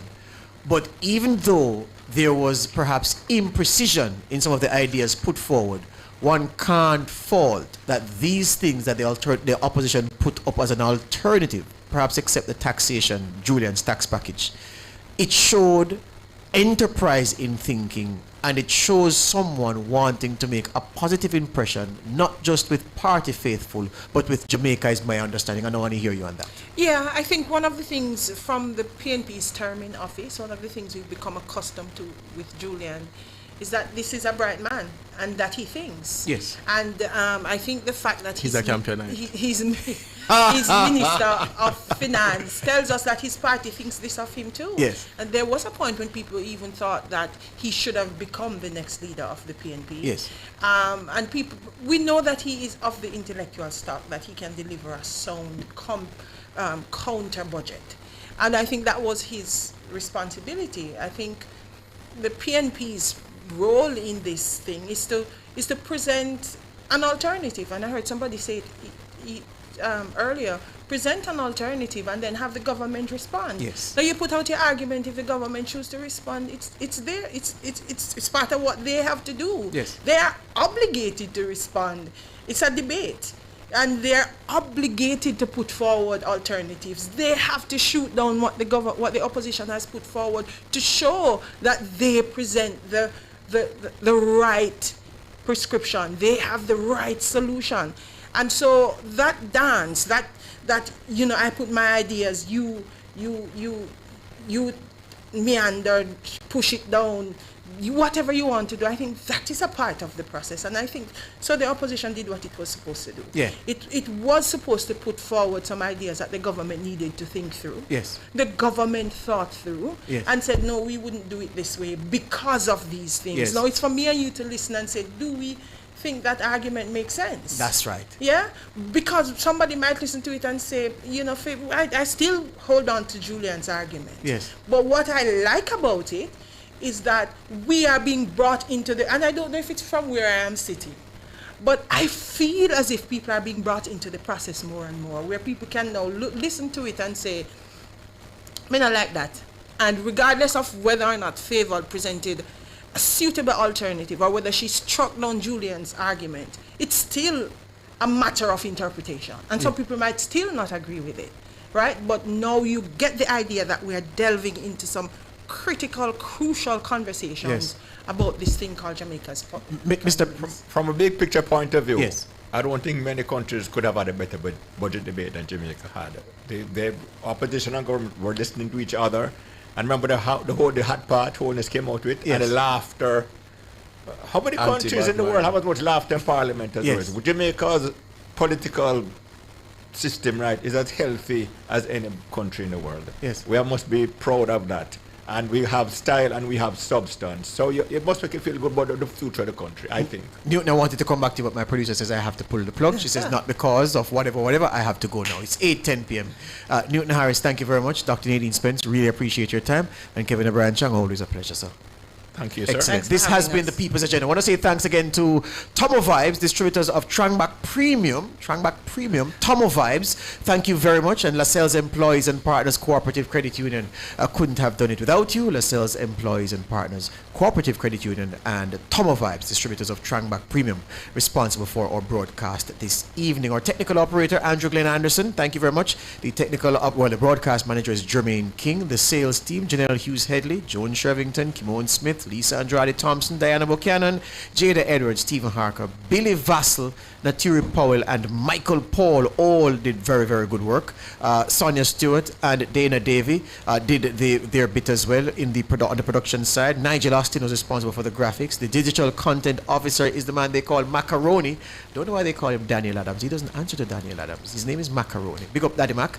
Marketing, creative, and promotion officer was Michael Paul, and the news and production team anchored by Carl Tara Powell, Damian Cunningham. I didn't want to mention his name because he's a part of the Mayor's Parlor group, and I don't like them, so I never wanted to mention him, but give a little shout out. Nah, kill me. All right? Thank you very much. You've been a wonderful audience. A lot of you stayed with us from the start to the finish, and we appreciate it. I'm going to go home and sleep, and I'll be back here at 5 a.m. in the morning. You see, when we do them thing here, and then people talk about politics and them things, you see me have to work hard? Yeah?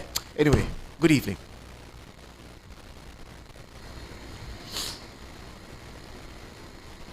Clear. We're clear. You know? Woo.